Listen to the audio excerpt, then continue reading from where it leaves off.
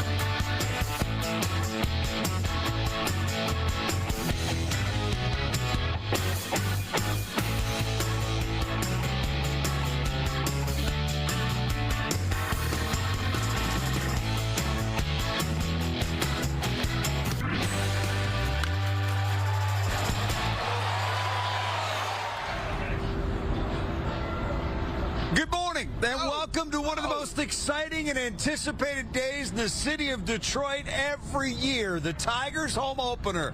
Today, they will face the White Sox, and you will see it right here on Fox 2. It is great to have everybody with us today. Good morning. Welcome.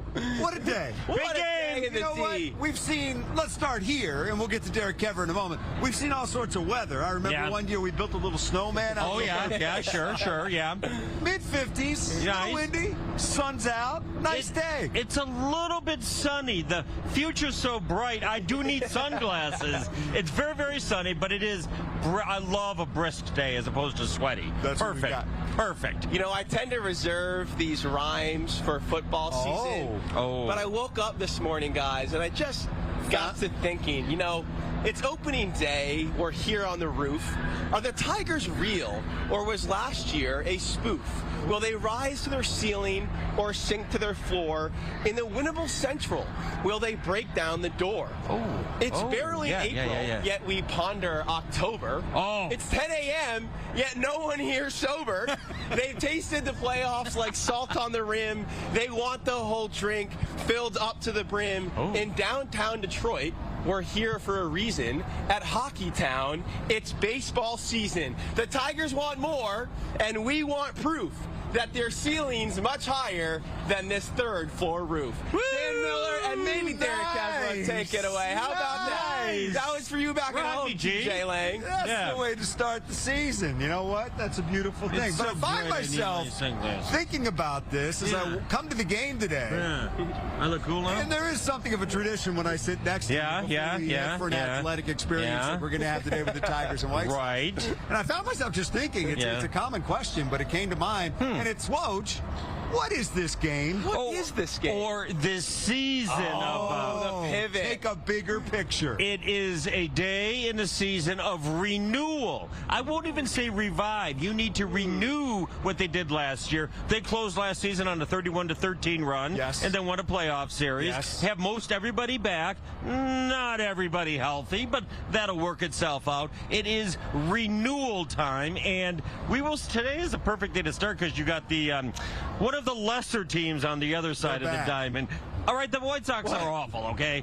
But you still got to beat them, Dan. Yeah, good point. Play between the white lines. Anything can happen. Yes, it is. Your momentum is the next day's starting pitcher. I do like the looks of this AL Central, though. If every team stays 2-4, the Tigers got a shot this year, baby. Tigers in first place. If everybody stays 2-4, just win the tiebreak. That's right. Hey, guys, we got a big day coming up for you. We're so glad you're with us. It's going to be a lot of fun. It is the Tigers and the White Sox. You will see every pitch right here on Fox 2, and afterwards you'll see our post-game show as well.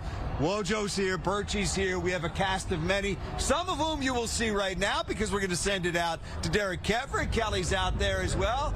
What's up, guys? What up? What's up, guys? It's been a crazy morning so far. These tailgates have filled up, and Detroit is wild. The people love it. They're having fun. It is 10:05, and it's almost like a 7 p.m. time at the bar already. Like, everybody is nice and ready to go for the Tigers, right? Yes. Yeah. So we are at a legendary tailgate where they've been hosting it for 20 years. This is Brett's. So tell me a little bit about the history of this major tailgate. This has been growing every year for like 30 years. It's a holiday down here. We love it. We come every single year. Tell us more about who's here. Is this friends? Friends, family. It's grown exponentially every year. It's a big deal. Is there anything new this year? What are you guys excited about? We got some new food menu. We got more people. We're excited about the team. The team is going to be really good. Yeah, what do you expect for this year? We're going to the playoffs. We're going to make a run. I like Brett. He knows what he's talking about. I mean, his friend over there said he's a legend. So yeah, yes, exactly. And this is it. This is my family. It's a holiday in Detroit, and I'm very happy. Can I get a Go Tigers on 3? 1, 2, 3. Go Tigers!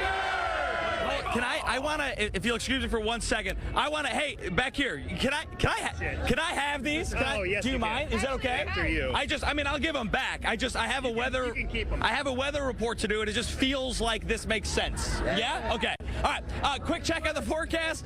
We're going to get into some of these numbers, and things are beginning to warm up, which is quite nice. Temperatures, hold on. Okay, there we go. Temperatures are in the 40s right now. We are beginning to warm up. The sun is out. Everybody is loving the sunshine out here as we see those highs get up to about 53 degrees today. Rain showers will hold off until after the game, dropping down to about 43 overnight. And this is a chilly 7-day forecast, but this is how you know that God loves the Tigers. The best weather in the 7-day forecast is today. Don't even need gloves. Are you going to take off? Getting crazy out here. Oh, you're kidding. Oh, look at that. Thank you, sir. Okay, hold on. Look at that. And remember, Hey, hey. lights up. What? And it lights up, guys. Oh. It lights up. You see that? See, the people are excited. Opening day is such a holiday down here. It's incredible. The You know, weather's nice. you know who else is a big opening day fan, a big baseball fan? Ooh, that's our very own Lauren Edwards, is it not? I am. How did you know? How did you all know I'm a big baseball fan? I'm out here at the hottest block party in town. It's right outside of Comerica Park.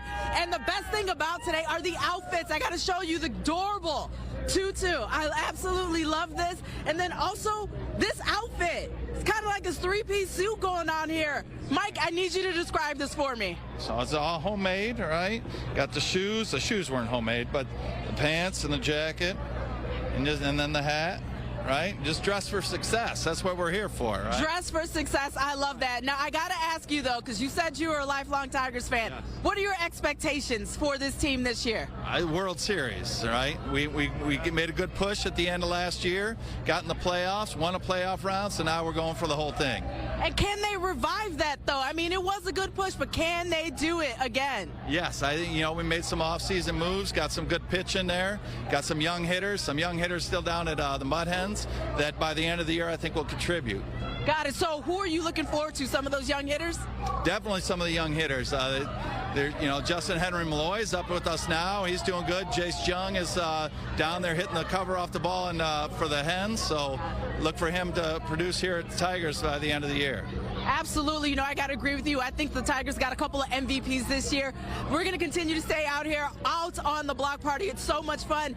Dan Miller, I know you're over at Hockeytown. I got to ask you, what are your expectations for this season? I mean, can they get to the World Series? Can they get past the Guardians? My expectations for this season for this Tiger team, look, I think a lot of things have to go right for them to get back to where they were last year. I like the pitching.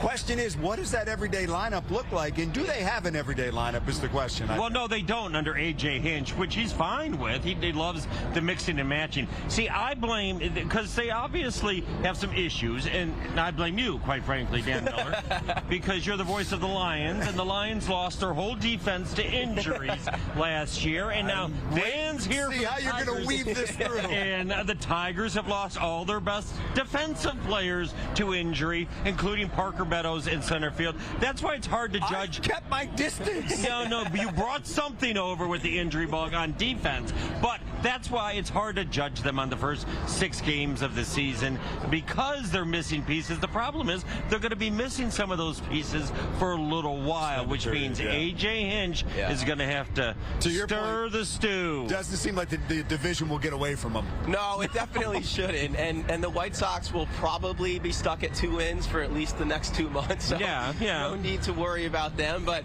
I think while the Tigers wait for this defense to get healthy, the pitching staff, and to me in particular the bullpen, really has to carry them. AJ has been brilliant at mixing and matching, finding the right matchups, the right leverage spots for his relievers. They weren't as good as they can be on that first road trip, especially in LA. True. Now, albeit playing against maybe the greatest lineup of all time in the Dodgers, but they need that bullpen for the next 2 months especially to be one of the best in the majors to stay in this race early on. Let's get a look at the lineup for today. We talked about lineups. Obviously, that's a focus. Today's the Tigers get set to go in their home opener. Justin Henry Malloy gets the start. He is the DH. Kerry Carpenter in left. Riley Greene playing center field today. Spencer Torkelson at first base. Colt Keats second base. Zach McKinstry, Dylan Dingler, Trey Sweeney, Javier Baez, and Jack Flaherty. Great to see him back starting pitcher. Woj, what jumps out at you about that group? Well, Spencer Torkelson, at least so far, has worked himself into being a legitimate cleanup hitter again, with power, drawing walks, taking a lot of pitches, and Riley Greene in center field. He's their best center field on their roster right now, but they don't want to play him every day because it is a lot more running and a lot more responsibilities, but he he will make up somewhat for the loss of Meadows. Bertie, quick thought?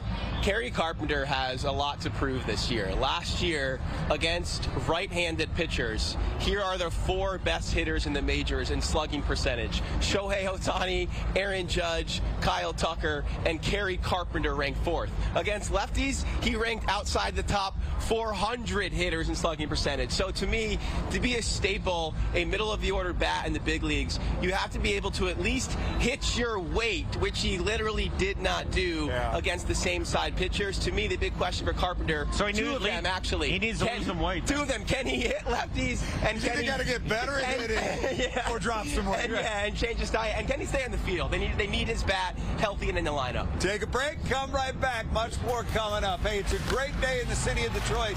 Tigers home opener. We're counting you down to the first pitch, which you will see right here on Fox 2 just after 1 o'clock.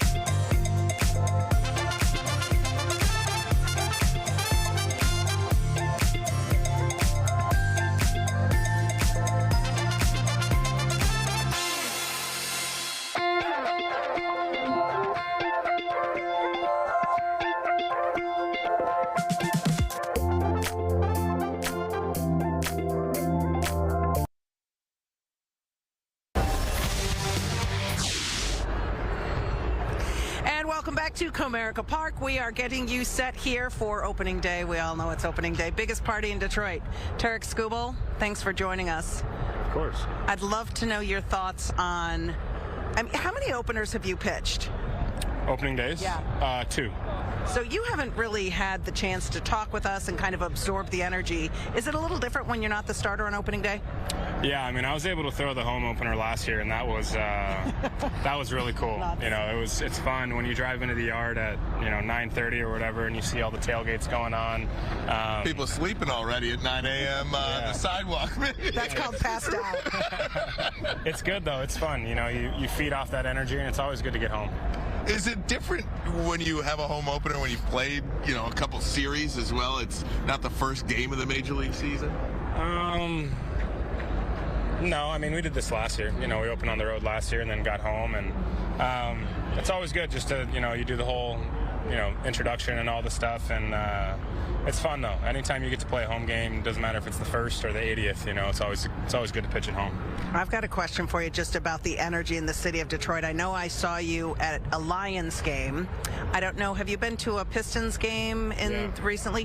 What is it like? It feels to me that the way Detroit sports teams go, so too goes the city. Do you feel that? And how much fun is it to be part of that now, especially starting with the playoff run last year? Yeah, I mean, I've always said this is a sports town, and to be a sports town, you need good sports teams. And when good sports teams are good, the fans come out and the city kind of wakes up, and it's fun. And the Lions kind of started all that last year or 2 years ago, and then you've kind of seen it trickle into every other sport with us last year. And then you see what the Pistons are doing this year. Hopefully they are hosting some playoff games, and if our schedules align, we'll probably be over there. Talk about the fans coming out. I think today's going to be technically the 6th straight sellout, dating back to last season. So many fans, that 31-11 finish last year into the postseason. What has that momentum meant to this organization? Just when you won and you saw this place packed every night.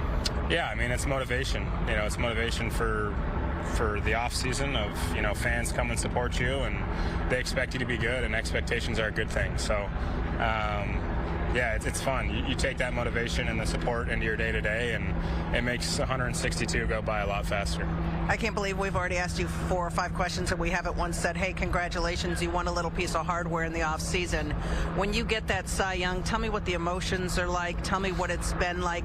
I know that you're not resting on that, but just to accomplish something like that, all of the hard work that you've put in. Yeah, it kind of puts things in perspective. I've had 2 injuries in my career, and all the rehab days and all the stuff that goes in behind the scenes, and all the off-season workouts and the stuff that you don't necessarily want to do but you do. It makes all those moments worth it, and to have the support of the city, I felt it, and it's great, to be able to accomplish something like that with, you get to share those moments with your family and friends too. Talk about support. I don't think I've seen it a lot when a visiting player, I know Seattle's your hometown and everything, to be honored in Seattle, cool. That is remarkable. What was that like for you? Yeah, it's really cool. The university obviously means a lot. That program means a lot to me. The city means a lot to me. I was 17 when I went to school there, and 4 years later I was drafted by this organization. Wow. And when I first showed up on campus, I didn't even really know professional baseball, and they kind of gave me the groundwork and the framework to go out there and compete and earn an opportunity to play professionally. And that's all you can ask for, and then you get that opportunity and you take it and run with it, and now we're here. So the city means a lot. To be the university doing that whole thing on that Monday or Tuesday. Yeah. My days are all messed up. I don't even know what today is. Friday. Yeah. So yeah, to have that support, from that university, and I grew up in that city. I didn't necessarily grow up, but those 4 years felt like I matured a ton. So great. Thank you so much for your time. We appreciate it. Enjoy today. You'll be able to look around and finally see some of the shenanigans taking place. We appreciate it. Continued success this season. Much more to come on our Fox 2 pregame show. Getting you set for the home opener as the Tigers host the White Sox in the first of 3 this weekend from Comerica Park. Stick around. We'll be back after the break.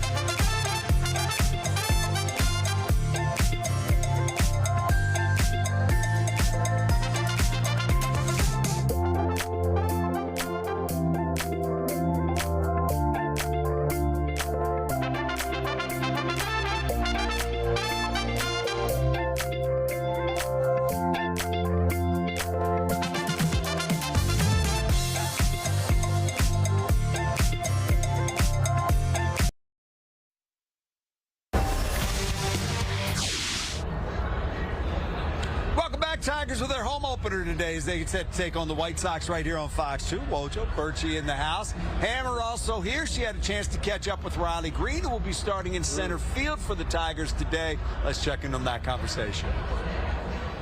All right, I want to say happy opening day to you, Riley Greene, number 3 for you in the Motor City. What does it mean just to be back home after the way last season ended, kind of on a high spike with a playoff appearance? Yeah, super excited. You know, we're happy to be back in Detroit in our home and ready to play in front of these fans. Give me a sense of what the things that I know when we talked in spring training, everybody comes in kind of with a plan, a way to attack the season anew. What sort of things were you looking to do this spring, and what do you feel like you accomplished? And how, I mean, I'm sure it's a continuing process.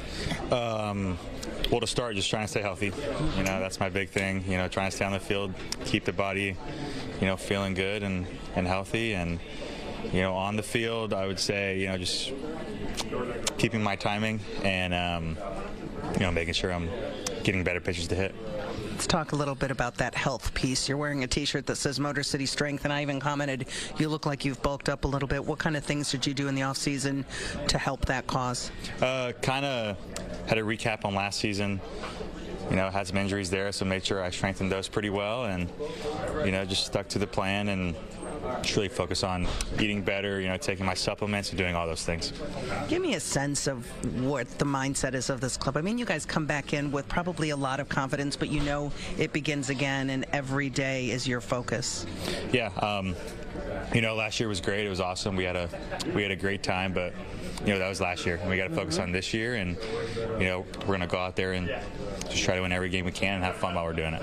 Give me a sense of what you think about this AFC Central race already. Everybody's 2-4. It kind of feels like that's the way that it was going into the season. Trying to pick a favorite was kind of a toss-up. Every team is improved. Every team is pretty competitive, are they not? Yeah, we're going to focus on ourselves, and we're going to focus on what we do well, and just try to win baseball games.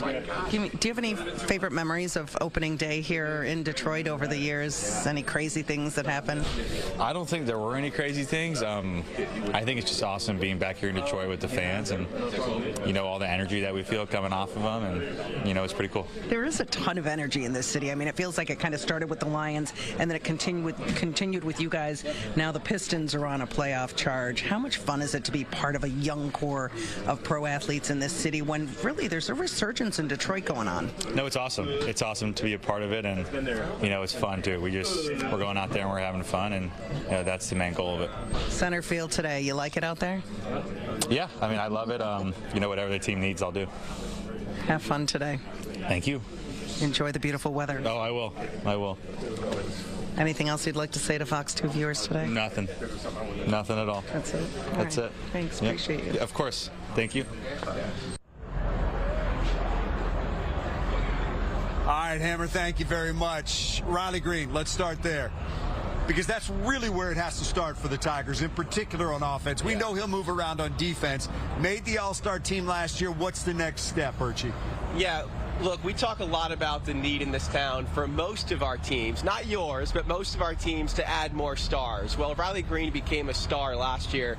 I think this year he becomes a superstar. And can I offer Scott Harris some unsolicited advice? Oh, boy. Because he's obviously watching and obviously looking for insight. The Tigers should offer Riley Greene the same contract the Padres just gave Jackson Merrill, who was an all-star last year, an outfielder, 22 years old. They signed him to a 9-year, $135 million deal. They may have, for the next decade, one of the best outfielders signed for $15 million per year. It might take more to lock up Riley Greene, but if I'm Scott Harris and the Tigers, I'm approaching Greene and his camp about signing a similar extension at some point this year. And they have been proactive in that regard with the younger players, like Cole Keith gave the longer contract. But you're right, Riley Greene, superstar is the next level. He has a 3-game hitting streak right now. Whoa. But, believe it or not. Yeah. But he does have 10 strikeouts and 27 at-bats this season. And you know what? That is a little bit of the trade-off, because we do want more power out of him going forward, and that is what you give up sometimes, strikeouts. But he can play any outfield position. They want him in left field, though, and and because of the wear and tear, and because he dives for every ball and gets injured. No more diving. That's where not having Parker Meadows kind of leaves this team searching for some answers defensively, as you guys alluded to. But he'll be a name that's going to come up a lot during this show because the potential is so significant, and it's still a question as to how much of that he can realize. Yeah, and to Wojo's point, he hasn't looked fully locked in yet this year, yet he still has 2 homers and 3 doubles in the first 6 games. Right. I think if he stays healthy this year, he's poised for a 30-plus homer, 100-plus RBI season. Whoa! That's a guarantee. That's a guarantee. What about the OPS? $25 million a year. Take a break. Come right back. We're glad you're with us. Exciting day in downtown Detroit. As the Tigers get ready to go against the White Sox. Home game number 1 of 81, and then perhaps beyond. Oh my. Oh my.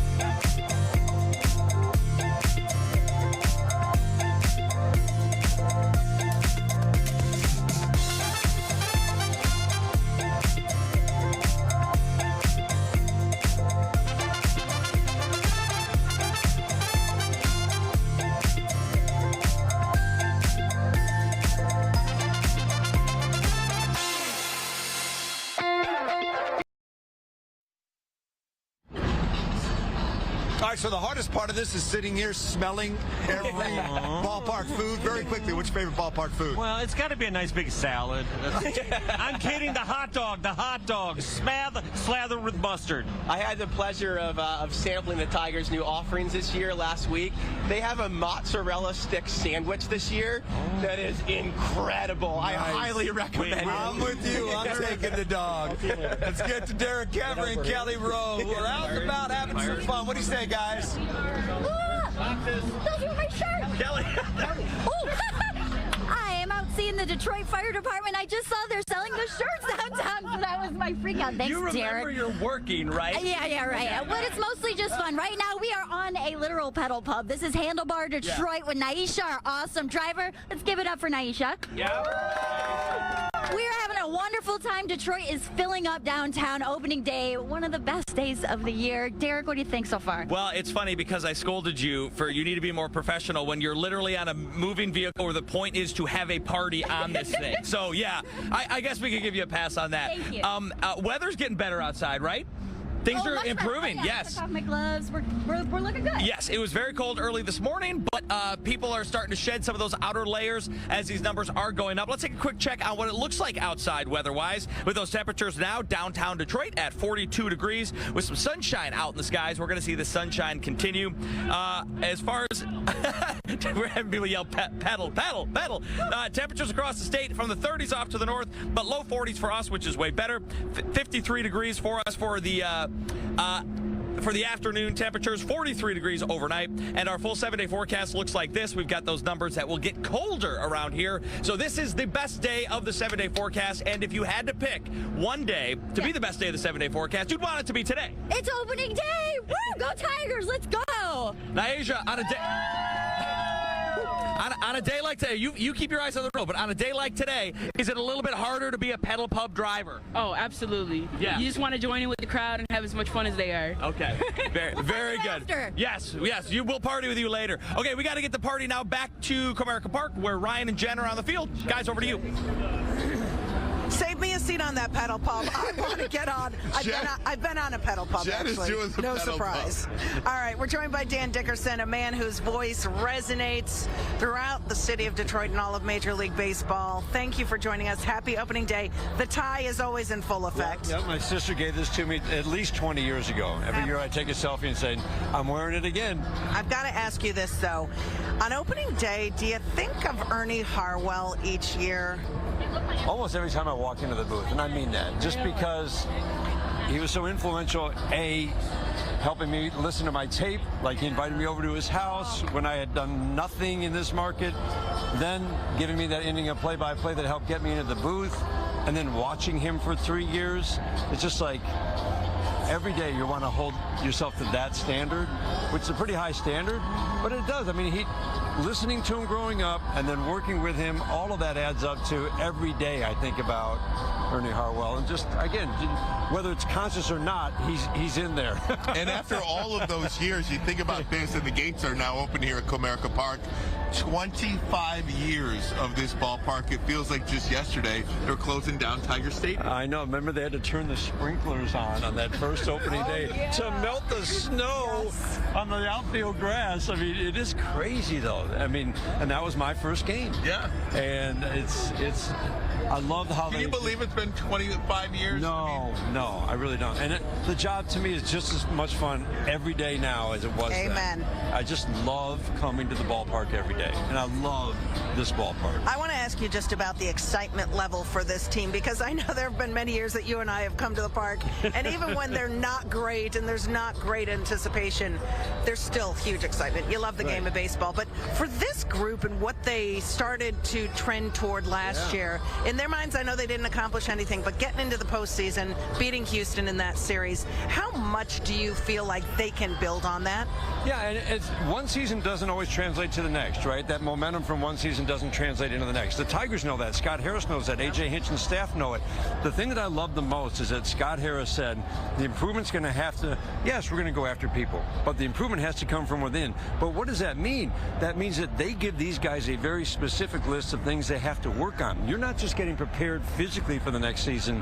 You're getting better in some way in the off season. And I think the Tigers, I think other teams do that, but it feels like the Tigers are unique in how well they do it.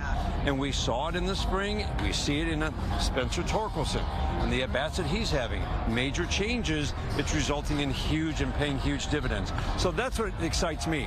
That's how you carry that momentum into this season. But that series win in Houston absolutely, I think, helped those off-season workouts for a little extra step. And then coming into this season gives you that little extra step. They know what the postseason is like. And as AJ said, once you've been there, you don't want to miss it. And the fans taste it, too. Can I ask you a baseball question? First series against the Dodgers. Now that you've seen the Dodgers up close, is that one of the most incredible things assembled teams that you've ever seen. I mean, it's Shohei Ohtani, just that pursuit, and the Tigers could have swept them, by the way. He easily won 2 out of 3. That's going to win 130 games. That's why I wasn't as, obviously I wanted to get swept. I wasn't that disappointed because 100%. Of the quality of the at-bats. That's really good pitching. You saw Snell, Yamamoto, and Sasaki. And it's incredible. They had great at-bats, and that to me was the best thing. They're missing 3 regulars, and that's, again, the learning curve for the young guys, learning how to take that game plan into a game. They were outstanding. We saw it in Seattle, and we're going to see a lot of that in the weeks ahead. Exciting stuff. All right, Dan Dickerson, thank you so much for being part of our opening day tradition. I could not miss this. I can tell you that. We love it. All right. We're getting you set for the Tigers and the White Sox on opening day at Comerica Park. Back with more after the break here on Fox 2.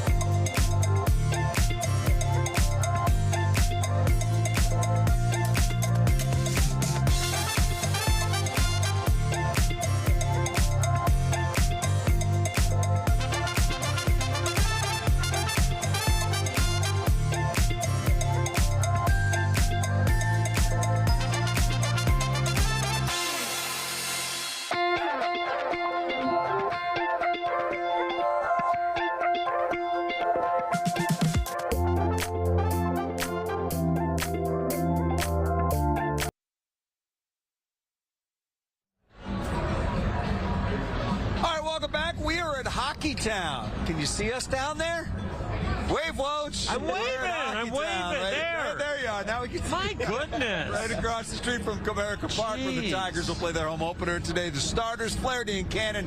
Woj is going to break those down for you when we come back. Oh, little pitching matchup. First, though, we got a Lauren Edwards who's getting the pulse of the city. What do you say, Lauren? I got so much love for this town and so much love for this day. We are having so much fun out here at the block party right in front of Comerica Park. And next to me, I have a very special guest. Her name is Diane. Diane, tell me something good. It's opening day in Detroit, and today is my 48th opening day in a row. 40 so excited. 48th opening day every single year she has been here. You got to tell me which one has been your favorite. Well, I can remember one year we came down and we went to the opening day, and then we left Porter Street, and from Porter Street we went to Joe Louis and watched a Red Wing playoff game when they played New York and won. That's got to be the number one. That has to be amazing because that's a good original six matchup there. Yep. And they won. Anytime we can beat New York, we're excited about that. So, Dan, though, I got to ask you, since you're a Slifelock fan, what is your expectations for the team this year? Oh, we're going all the way. There's no question. Tell me why you think we're going all the way. Look how we ended last year. Look at Tork and the bats, and I just think we've got it. I can't say we've got it. So everybody else, back off. We're winning. Whoa, I'm backing off. All AL Central teams, we've been told we have got to back off, but you heard it from Diane first. Gotta agree with her. Tork with, yep, all of it was so good. All the bats were good last year. We would love to see the Tigers go to the World Series, but you gotta beat the White Sox today. It all starts today. That's right. And we're gonna send it out to Jen and Ryan out on the field. Guys, I know you're having fun out there. Yeah. We're starting today. Lauren Edwards, thanks so much. This is We've got some live TV happening right here, so we were getting ready to interview. Please come say hi. This man, please. Peaches. Please. I'll say hi, but get the real guy. Yeah, Get the real and then up walked John Brebbia. People may not be familiar with the face or the name. Greg Cantor, I want to ask you. Bathroom breaks now. Morning comes back on. Yeah. So we want to show. Okay, we don't have beard shots ready, but I got some pictures of you with the beard last year. And do you remember what I said to you in the clubhouse this morning when I asked you to come out to talk to us? Of course I remember, but I think that you should share it with everyone in case someone else forgot. Okay, so I said Phil Koch used to be our resident comedian. He was our person. He was our favorite person to interview on opening day because there was nothing but laughs with Phil Koch. And I met you once down at spring training. We had one little conversation, and I said to, I think, my cohorts, I said, John Brebbia is now going to replace Phil Koch as our resident comedian. I am laser locked in. There's no joking around. Most people don't know I have teeth. I don't smile. So it's opening day. We're ready to beat up on whatever team we're playing. Today it's the White Sox. I want to know what you learned about this group of Detroit Tigers in your time down in spring. You arrived, I think, on day 2. I met you on day 2 of pitchers and catchers reporting, and you came in ready to roll. We were all waiting for Bregman, and in comes Brebbia. What a letdown. Oh, no. We got the first 3 letters of the last name right, but the rest is trash. Playing against the Tigers last year, you just saw like this never-ending onslaught of effort, and it was like obnoxious to play against because every at-bat, every pitch you throw, you're just like, oh my goodness, they're fighting and battling every single pitch. So it was cool in spring training to see the process behind that and to see people. It wasn't just against me. It wasn't just against the team I was playing for. It's every day, whether it's swings in the cages or pitchers taking reps playing catch. It's just like this constant, I joke about being locked in, but it's this constant effort towards every repetition. And it showed in camp. It's showing during the season. It's just this never-ending effort. And you love to see that because that's how you win games. That's how you win games late. That's how you become a good ball club. And it starts at the top. I mean, it feels like this is an AJ Hinch operation, top to bottom, but he and Scott Harris are lockstep.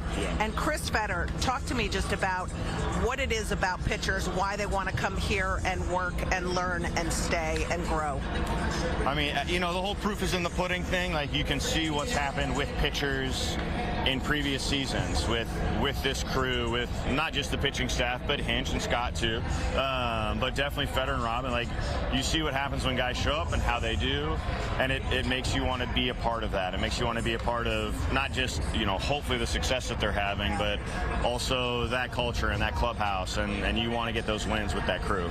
I think Dylan Dingler gave us faulty information because we asked him who the most fun guy in the clubhouse was. Who did he say? And he said Tommy Kahnle. Oh, yeah. Kahnle. We hear Kahnle's fun, You got to grab Tom. TK43, you mean? Oh, yeah. You got to get your, all right. You got to get him going. My vote's for you right now, though. We want to talk to you about the beard situation. Okay. Tell us Tell us, okay, so we have the video from last year when you were with the Indians. I mean, it's a big Muffy thing. Do you catch food in that or what? All the time. It's obnoxious how much actually gets caught in there. But yeah, I clean shave before the first game, and then I don't touch it until the end of the season, which is... I haven't checked when Game 7 of the World Series would be this year, but normally I will, by the All-Star break, I'll have that date locked down, and that's the day after that is the day I plan to shave, just in case we go all 7. How does the wife feel about that beard? Are you familiar with the term no comment or I plead the fifth? She's absolutely wonderful, but if I grill her too hard on the beard, I don't think I'm going to get answers that I want. Smart man. John Brebbia. Fan favorite on day one. Man in the bullpen with the Tigers, new this season. Keep an eye out for him. Wait, do you have a walkout song? What music will play? Did they ask you what you're going to play when you run out? They did. We'll just have to find out. We'll see what happens. Yeah. Can I get a little genre? A genre? Rock. Oh man, I need to decide if I want to even give you a genre. All right, we're not going genre. If I want to lead you a different, it's classical. Yeah. All right, there you go. I love it. The guests are lining up, so Brebbia out. We got more people to talk to. People out here. Thanks for joining us. Thank you very much. Back with more after the break. Fox are getting ready for the Tigers home. Thank you, Detroit. Thank you, Detroit. John Brebbia.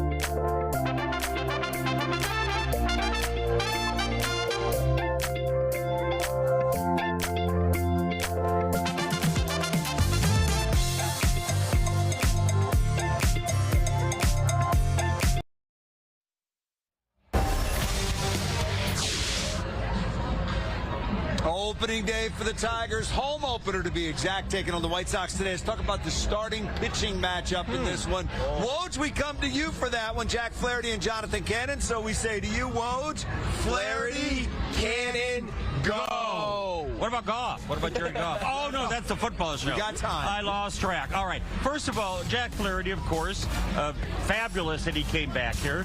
The Tigers rented him for a year, got value, and came back. He's expected to be, obviously, the number 2 guy, and does have ace qualities.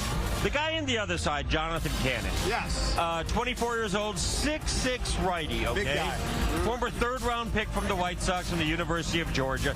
He did have a very good first outing against the Angels. 5 innings pitched, no earned runs, 3 walks, 5 strikeouts. He is a strike thrower and a strikeout pitcher, which means the Tigers hitters' newfound plate discipline, where they are I think they take the 3rd most pitches of any team in the league so far. Gotta dominate the strike zone. Gotta dominate the strike zone. Keep that up. Make the young righty who's 6'6", make him get wild, because he will. Woj touched on it, Birchie, and it's something that you talk about sometimes, but it rarely ever happens. I know where you're gonna go. You trade a guy to get assets, and then the guy comes back. Yeah. You talk about it, it doesn't happen, it happens. It's the rare case where it actually happened, and they got at least one really good prospect out of the deal in Tehran Lorenzo, a guy that you guys have watched forever. Absolute good catcher. Grassroots have always loved his swing profile, his Loved him in low minors. decisions, of course. A couple notes on Jonathan Cannon. He faced the Tigers 3 times last year.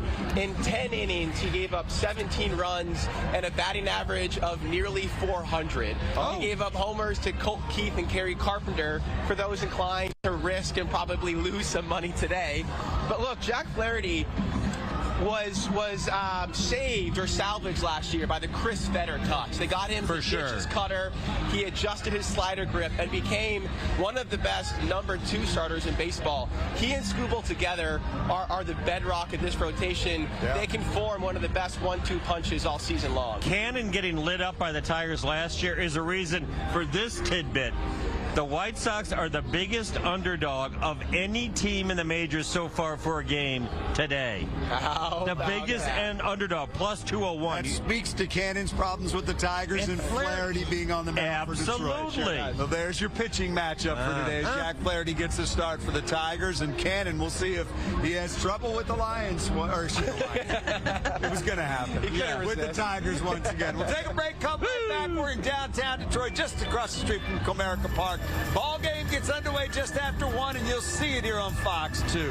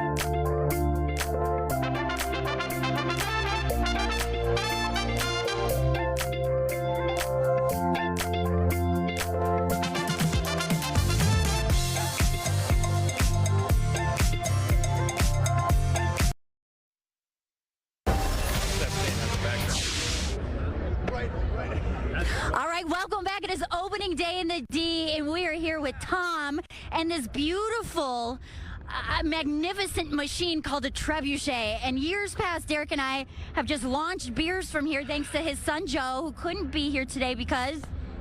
he was in Vietnam with his brother for his 40th birthday. Happy birthday, Joe. We love you. What? And his daughter was my coach, Molly. We miss you, too. So, okay. Derek, you're going to do this, right? The Trebuchet. So we do this every year. This is a really important part of opening day now because this is our third year in a row that we have met up with Tom's family for the Trebuchet launch. Now, you guys have made 2 of these machines. This one looks different to me than the one last year. It's definitely a little bit different. Joe couldn't be here today, and he didn't trust me with the original. That's not good. So he test fired this one multiple times at the house. What's multiple? Multiple. Okay. Multiple. Okay. All the neighbors got involved. Everybody's firing the beers. But this one was fired online. It was working the way it was supposed to, and this is the one he trusted me with. Okay. And then he sent me a video. This is how you do it. This is how you set it up. And Don't do this. Don't do that. Don't mess it up. You're feeling very confident about Feeling this. good. Feeling all morning long. We've been firing online. Good height. Good timing. About Derek catching this. Absolutely. 100%. Here's how I knew that this was a different, well, so I got the glove. I'm considering tracking it with the glove, which is that harder or easier? I think you got the basket. Yeah, but it could bounce off. Okay, here's how I knew this was different than the one last year, because if you track down the flying can and catch it on the run, you get to sign your name to the Trebuchet. That's true. I've done it twice, and I don't see my name on this one, so I knew it was not the right one. This one is completely unsigned, so you'll be the first. Okay, well, how about that? How about it? And I missed 2 years ago, and they aired it on our promotions 400 times, so I'm not doing this. So, no, we're going to try to get Kelly to drop another one. Yeah. This year, we'd love for it to explode all over Kelly's pants and that would be... Guys, should Kelly do it? Oh. Yes! Should Kelly do it? This is what happened last time. A little peer pressure. Okay, I promised I would give a quick check on the forecast here, and I'll make it quick. Temperatures are warming up considerably. We are looking at 46 degrees outside right now. That is a huge improvement from where we were earlier this morning. Those temperatures are going to continue to rise. We will see them likely build up into the low 50s as we move through the day today. We will check that 7-day forecast coming up a little bit later in the show, but I'll tell you this, it's the best day of the 7-day forecast is today on Tigers opening day. Could it be any better than that, guys? Best one we've ever been at. Best weather day ever. Because this was the year that Kelly caught the can. Yes, that's why. That is it. Okay, guys, we will send it back over to you, and we'll check in with you next hour where we will attempt to catch the beer from the Trebuchet, year number 3. We'll see if we can do it. Back over to you guys. 1, 2, 3. Go Tigers!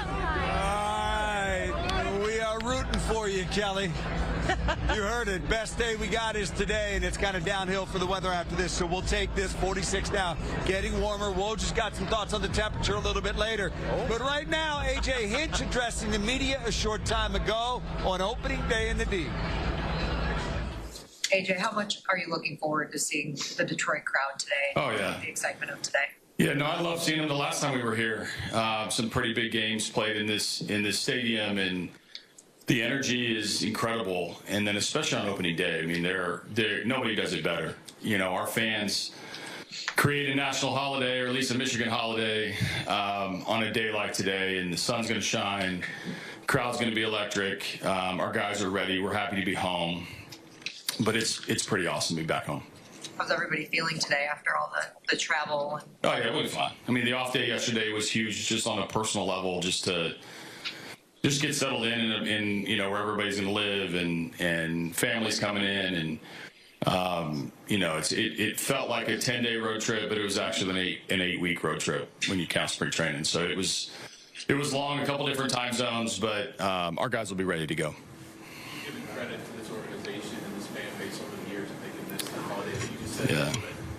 What you did last year in reigniting this fan base, which you've also called a very smart fan base. Yeah. How much different is it coming from Ballpark to this one this year? Yeah, no, I mean, we're excited about this team. I mean, as the manager, I'm going to pick apart the road trip and say, you know, we want to be better in a lot of different areas. But I've always said, we want to match this team with this city, and this city deserves a really good team. And we work our tail off to try to bring that style of play to here, the grit, the grind, the respect, and we got to earn it over and over again. So we don't talk a lot about last year, even though I brought it up in the first comment, but we do care that the fans understand what we're trying to do and how we try to play, and they respond accordingly. And so our guys know that now. I mean, almost everybody to a man in there has seen this place, alive, and we had to earn that, and we got to continue to earn it. But this is a special place to play, and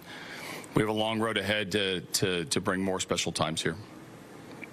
Whose expectations do you think are higher, fans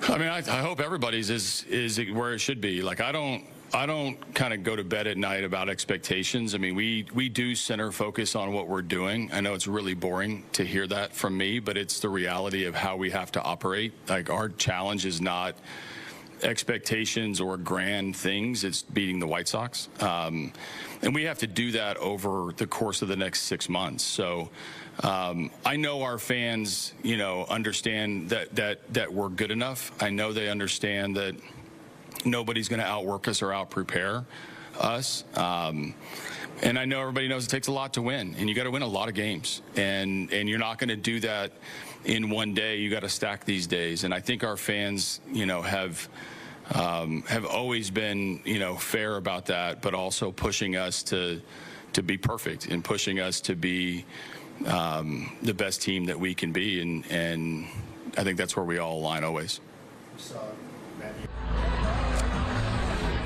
There's AJ Hinch ahead of today's home opener. You can question around the majors the impact some managers have on their team. You cannot question the impact AJ Hinch has on this team. Well, look, since you're so desperate to talk Lions, let me indulge you for a minute. AJ Hinch and Dan Campbell are more similar than you might think. Hinch might not be as fiery or emotional as Campbell, but they're both former players whose current players swear by them. And here's something that one of Hinch's former players, All-Star George Springer, said of him this spring. He says, I don't know what it is, but he finds a way to get guys to buy in, to make you want to run through a wall for him. Yeah. And he gets that buy-in through communication, also one of Campbell's strengths. AJ Hinch is keen on devising a plan, articulating it to his players, and then putting it into action. And when it works, more often than not, that creates buy-in. And that 33-11 run to the playoffs last year with an undermanned roster and pitching chaos, as he called it, was evidence of Hinch at his very best. And he's the ideal manager for a team that is growing and has all these interchangeable parts. It might have to manage differently if they were loaded with superstars, like some, but it has to be buy-in because they see how the versatility works, and it's not like you're pushing aside a superstar to put in a backup to play shortstop or whatever. He is ideal for this team. And he handles chaos. He does. We saw him do it last year. Yeah, my only request is, can we get Dan Campbell to toss out a first pitch this season? Oh, for sure. And maybe AJ Hinch can be on the receiving end as catcher. I think we need that to happen this year. That would be pretty good. That would be two of the power players in Detroit. You'd like that. Hey, we're counting you down. It is opening day for the Tigers here in the city of Detroit. Home opener coming up. You'll see it all here on Fox 2. We're glad you're with us. If you're not down here, somewhere around the city, this is the place to be.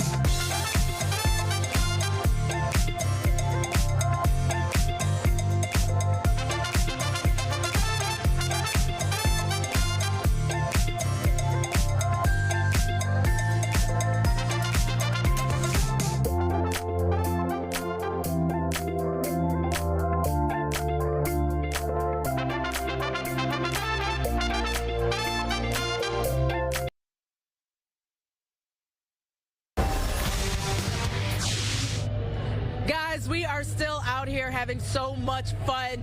You know what's funny? I'm just going to be honest. I keep wanting to call it Yawkey Way because y'all know I spent a lot of time with the Red Sox, but we're right outside of Comerica. And as many Tigers jerseys as we've seen, I've also seen a ton of Red Wings jerseys. Like, this has to be like the 50th I've seen out here. And I got Eric right next to me. You're a big Red Wings fan, right? Oh, yeah. All right, so tell me expectations. Well, they're 6 points out of a playoff spot. Got 8 games to go. They're going to have to win all these games left, I think, to make the playoffs. So let's see if they can do it. All right, so playoff bound. And next to me, I got Zach. And again, I know it's Tigers opening day, but Detroit loves all their teams. Zach here loves the Pistons. You got to tell me, expectations for the Pistons. Well, we got Cade Cunningham, who should be the MVP in my opinion. They locked up a playoff spot. They got a chance to make some noise. I agree. I told you. I've said it before. Pistons are going to the NBA Finals because who else in the East is going to the NBA Finals? But I got to know, though, what are your expectations for the Tigers? Playoffs and World Series, baby. Why? Because they're good enough to do it. Yeah. They are. They are good. I'm not going to lie. And same thing with you. I got to ask your expectations. Thank you. Your expectations as well for the Tigers. World Series, of course. I mean, the pitching staff's looking pretty good this year, pretty deep with the Cy Young winner. And as long as the bats are going, I think they can go really deep in the playoffs this year. But, guys, you know, I know they beat the Astros. Can they get past the Guardians? I don't see why not. All right. Can they get past the Guardians? Absolutely. All right, just want to know if you guys come out here, you are going to see a plethora of Tigers jerseys, but you're also going to see a lot of Red Wings jerseys because they got a game tonight, a very, very pivotal game, right? It is. And it's against the Carolina Hurricanes, so it's going to be incredibly red over at LCA. But we're going to continue to stay out here and give you guys all the sights, all the sounds, and Jen and Ryan are going to have so much fun out there on that field. All right, we are joined now by the FanDuel Sports crew. Very impressive group. Dan Petry, Jason Benetti. Thank you, gentlemen. And I just want to take this one moment to say, I don't know if people remember this, but you got your start in broadcasting on Fox 2, did you not? Yeah, with Big Dan Miller. He taught me everything I know, and that's right. I owe it all to him, and I miss him because usually we do have a little conversation before opening day. We haven't done it this year, so, you know, it's nice to be with you and Ryan, certainly. Well, we certainly love having you in the booth. Tell me what it's like for a guy that played for this team, won a World Series with this team, to now be part of the broadcast team for a club that is on the rise in a city that is just electric. Well, you know, every day that I get to come here and watch a game and be a part of it is I just feel like I'm so lucky because there was a long stretch where, you know, I wasn't, you know, I was doing a lot of coaching, and then all of a sudden you're thrust back into it. You get to be around these players who I just root so hard for and appreciate everything you do. And the fun part about it is thinking about how much the game has changed or evolved and just keeping up with all the changes and enjoying what these guys do on a daily basis just makes it so much fun. And Jason Benetti, year 2 for you here. What did you learn about Tigers fans, the passion for Tigers baseball, this organization 1 year into this thing now? I learned that Dan Petry knows all of the new school stuff that he's saying, oh, I got to dig it. He knows everybody's spin rate on every pitch. No, this city has been just unbelievable to me. And, you know, we get a glimpse on opening day, so I felt it when they played Oakland, the Tigers did last year. And I was like, okay, this is special. This is different. Then we go through the season, and to see that crowd for that game against Cleveland in the playoffs. I wasn't working. I was just standing behind Andy Dirks and Dan Dickerson. It is a magical thing, and I think this town craves great sports, and it's brilliant to watch. I mean, I sit next to Dan, and I think about how many people come up to you over the course of a day or over the course of a season, and that's magical and marvelous because people care very much about what you did. But we were in Seattle. We're in the food room in Seattle, and one of the sheriffs that worked the game in Seattle came up to Dan and he said, I got your autograph at a lighting store in 2nd or 3rd grade. The level of connection just in memories in this town, I think Detroit sports fans remember more deeply than everybody else across the country, and that's more proof of it. I love that that sentiment, and I love that story. All right, so you guys have had a lot of fun in the booth just so far this season. Tell me what your instinct is about this team and how they play and where you want to see them fine-tune things just 4-6 games in. My instinct is that really this team is kind of carried over from what they did to end the season last year. I mean, yeah, it didn't go well for them against the Dodgers, but they played 3 really close, tough games, and it would have been nice to just get maybe 1 win out of it. But that last game in Seattle was the same way. I felt like they were going to win that. It was just like, okay, here we go. They're going to figure out a way to do it. They came up a little bit short, but that's what I think is the way they're playing and the way we're going to get used to seeing them throughout the entire year. Wait till they get healthy, though. They think they're good now. Wait till they get healthy, and I think it's going to be a lot of fun to watch. Evidently, the adjustment they thought the Tigers needed to make in the ballpark was make the music louder in the middle of your answer. But I think defensively, this team is going to get better and better over the course of the season with some of the guys that are getting healthy. But I've been impressed. Ryan Kreidler covers a lot of ground out there in center. Obviously, the play with Cole in Seattle is one that he wants back. But I do think this team, how it goes, will be kind of forced by how the defense goes along with the pitching. Agreed. So that's kind of where our eyes are. You said we're having fun in the booth. Did you have fun?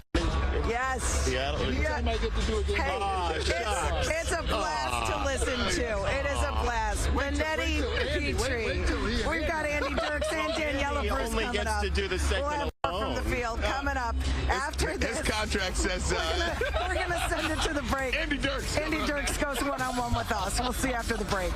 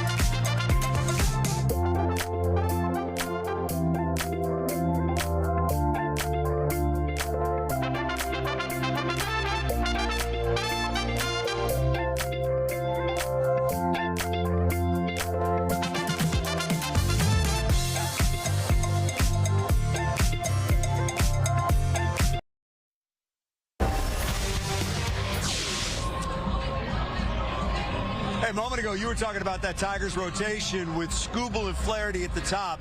They're certainly hoping the back half of that rotation can be a strength as well. Jackson Jobe, one of those guys. Hammer had a chance to chat with him. One young man by the name of Jackson Jobe got your first regular season start in a Tigers uniform. Take me back to Tuesday and just what it felt like. Yeah, it felt great. To get back out there, obviously a very exciting finish last year. Was looking forward to this year all off season, and felt good. Felt good to get the first win of the season out of the way, and got the boys swinging it, and ready to go for this Sunday. I know when we talked in spring training, you didn't have any expectations on securing a roster spot, but you had a very specific focus on going to work and making sure that you were your best possible self. What kind of things did you learn? How did you grow throughout spring to allow you to get here? Yeah, honestly, just a little bit from the mental side. Trying to stay within myself, throw strikes, not be too perfect out there, and continuing to learn and get better, and trying to build off that, each outing. I know that your locker is well placed right next to a Cy Young winner right here. What kind of things did you learn from Scoops during spring training? Yeah, I'd say a majority just from the mental side. That's a guy that has incredible stuff. He's learned a lot throughout his career. And he's come a long way. So just to see how he goes about his business and goes about his day-to-day work has been pretty cool.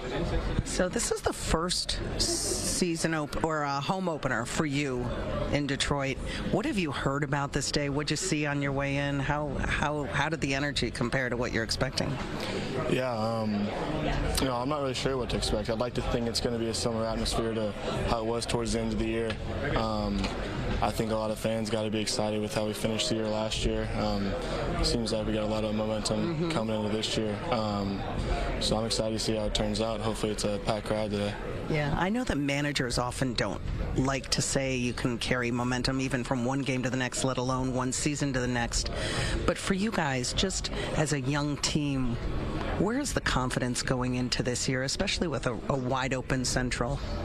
Yeah, I think just that we're so young, and that we kind of overcame the odds last year. Like at one point, they were saying it was a 0.2% chance that we had to make the playoffs, and I wasn't up here, but it seemed like there wasn't a doubt that they could make that happen. And I think we kind of have the same mindset this year, like just going to go play our game, and whatever happens, happens. So tell me how excited you are for your first start at Comerica Park on Sunday. Yeah, no, I'm pumped. Obviously, like I mentioned, the fans, hopefully there's a big crowd, and they got a lot of expectations for us as we do ourselves. So yeah, I'm super pumped. Do you remember going to an opening day as a kid at a baseball stadium? I can't remember if it was opening day, but I used to go. I went to seemed like 1,000 Ranger games at the old stadium. Yeah, it's pretty cool now to be in all these big league parks, getting to see everything. So definitely a dream come true. Thanks for your time. Absolutely. All right, so there's Jackson Jobe. So you talk about that rotation. It's Skubal and Flaherty at the top, Olsen, Mize, and Jobe after that. And I think these Tigers feel really good about how that could line up. He's going to be fun to watch this season because he's fearless. He won't back down from anybody, and he shouldn't, given how nasty his stuff is. As he famously said in spring training, I'm done with trying to dot a Nat's backside. Just here's my stuff. If you hit it good, odds are probably not. Now, against big league hitters, that's going to lead to a lot of action, as you saw in his first start this season. A lot of whiffs, a lot of hard contact, and 2 home runs. But when he is on the edges, he is almost impossible to hit. In terms of velo and spin rate and what we've heard all along. Caputo would love this conversation. Yeah. His stuff really is as nasty as Tarik Skubal's. It might be a roller coaster watching him this season, but I think we're all ready to climb aboard. And he's a very, very confident guy. I talked to him down at spring training, and, what are your goals? And he goes, well, I want to be in the Hall of Fame. I do want to win World Series. And, good, man. And, just matter of fact. And oh, by the way, I'd like to be a starter in the starting rotation on opening day. And he is. It wasn't a given that he would make the rotation. They were clear to make him earn it, and he did earn it. And let's see what he does with it. Yeah, and you know what? He's going to figure it out as he goes. Yeah. And most young pitchers do. But, man, he's got stuff that's really, really exciting. That could be a big player for this organization for a long time to come. All right, we'll take a break. We'll come right back. We are counting you down, getting you ready for this one. Tigers and White Sox coming up right here on Fox 2. Opening day in the D. You got a great seat for it. Sit back, relax, and enjoy.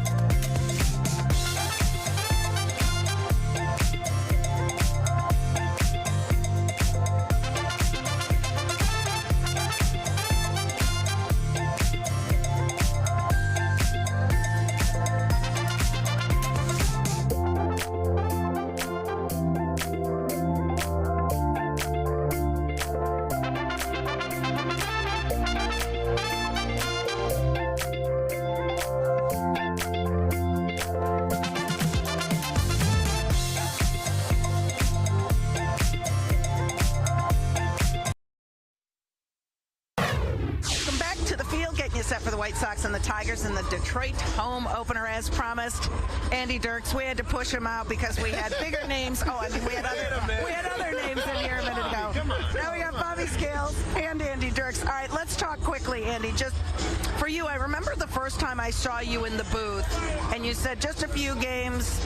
We're just taking this as it comes. And now, how many games are you doing this year? And tell me how much you love being a broadcaster. Yeah, I think I got like half the games, a lot of TV, a little bit of radio, but it's a lot of fun. It's really the guys that we work with in this team. Yeah. The last part of last season invigorated me.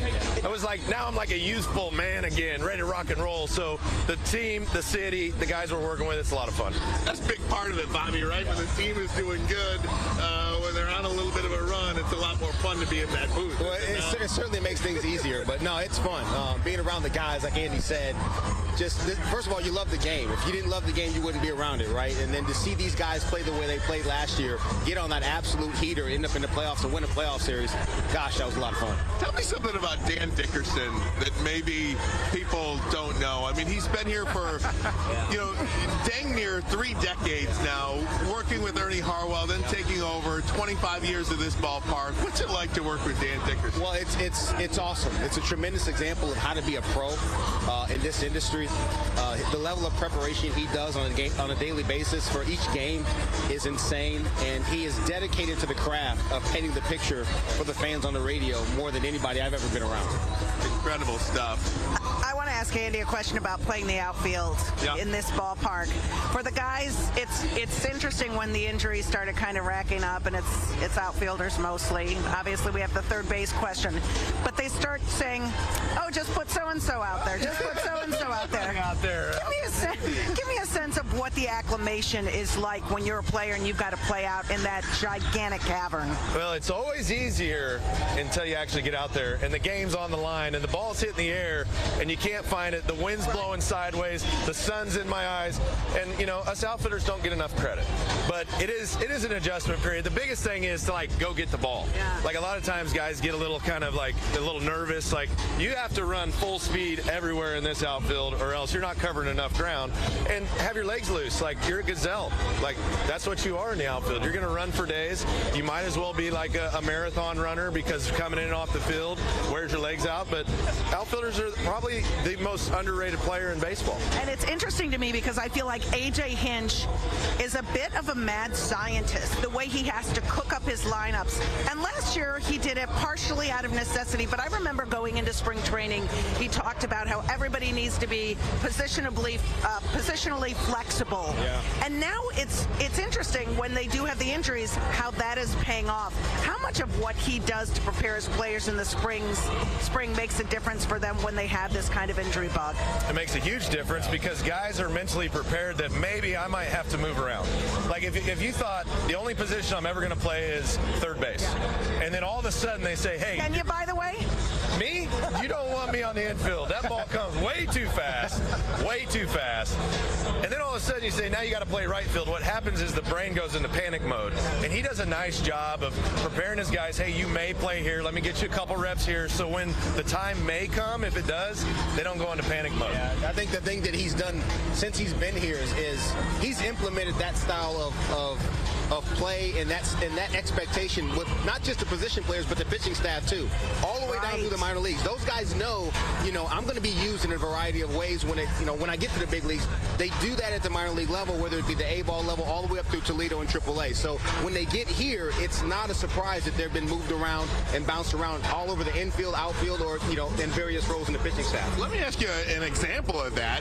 Colt Keith, younger player, all off season, all he did, well, I'm sure he did more than this, but prepare to play first base. All spring training, prepare to play first base. Injury game one, you're a second baseman now. I mean, what is that mindset like? We saw a little bit of a mental error in the Seattle series, perhaps.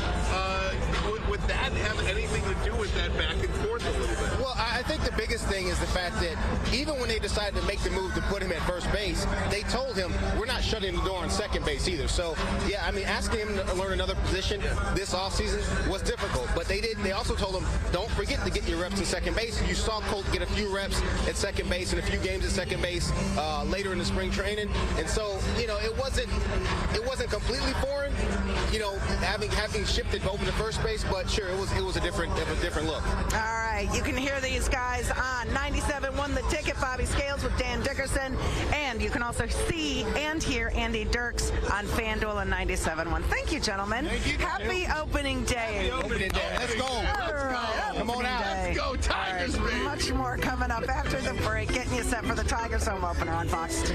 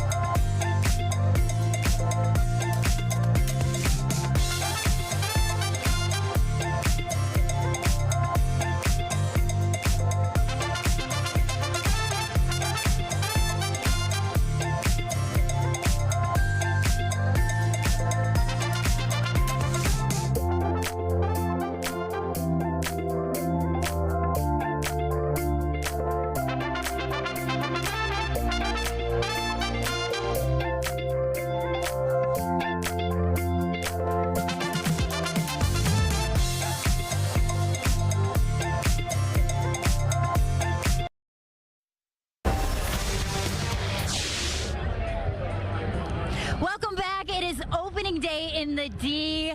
I'm having the best day ever. Yeah, your day just turned pretty big time. So we're at the Trebuchet. This is it right here. A medieval contraption that launches beer about 60 feet across this parking lot. And we come here every year. Kelly tried this, and Kelly did not want to try it again. Kelly did not want to try it again because she had dropped it the first time around. Yes, I did. Yeah. And they aired it in promotions over and over again. Yeah. Okay. But she did it again this year, but she didn't want to do it on camera. And here is what happened when Kelly tried it just a few minutes ago. Take a look.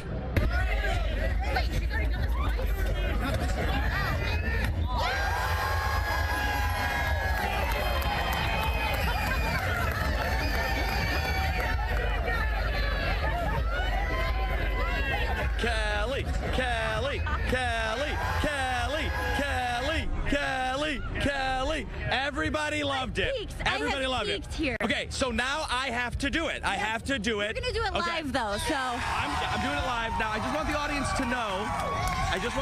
to know that I have caught this 2 years in a row.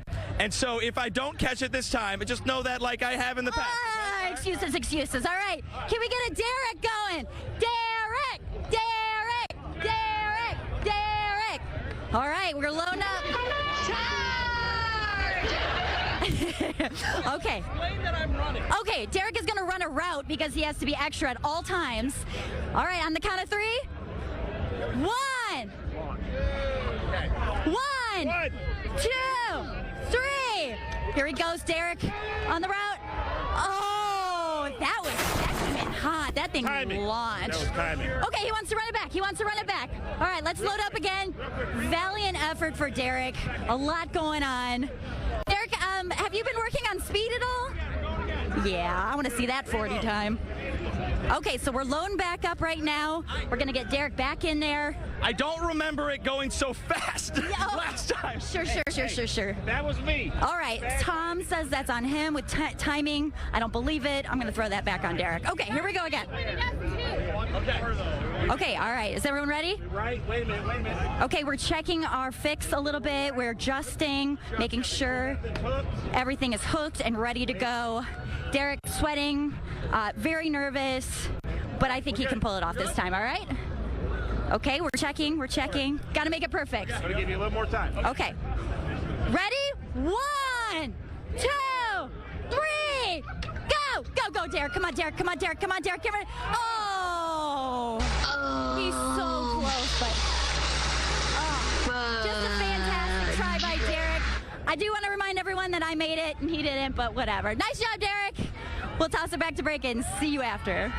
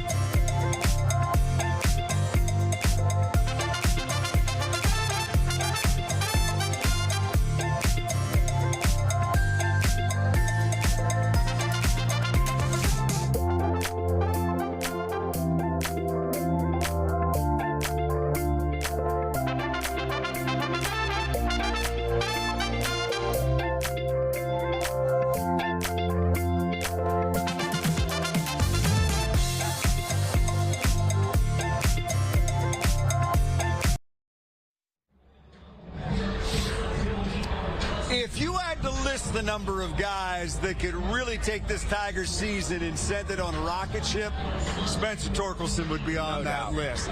We'll come back and discuss. Hammer had a chance to talk with him in the clubhouse a short time ago. What opening day number is this for you? Remind me. My number 4. 22, 23, 24, 25, yeah. Ah, the Javi hit. Yeah. Give me a sense of what it feels like to be in Detroit on opening day. Obviously, you don't know it any other place except as a visitor, but to be part of this experience. It's pretty magical. It's freezing outside, but it's like when you're playing, it feels pretty warm, you know, with the energy in the crowd and on the field. But it's an awesome feeling. It feels great to be back. So I know that when we talked in the spring, you were just keeping your head down, going to work. Tell me how much you matured and grew through that process and just kind of the fight to be here now. Yeah, you know, the head's still down. It's still time to work every single day. But yeah, it feels good. You know, I earned myself a spot on this team and in this lineup, and you know, that's pretty rewarding. But you know, what got me here is what's going to keep me here. So just keep doing the same thing. Nothing changes. Try to win every single day. That's really it. I love when AJ Hinch talks about his players. Obviously, there's respect, there's admiration, and there's also kind of a little bit of a fatherly love. And when he talks about you, he just talks about the process, that it wasn't really one big change, that it was just you doing a few little things, and that it's an ongoing process. How much does his support mean to you, and where does that give you the most confidence? AJ's always had all of our backs, no matter what. Even if we're in the wrong, you know, he's probably going to still back us up. He's that type of guy, that type of manager.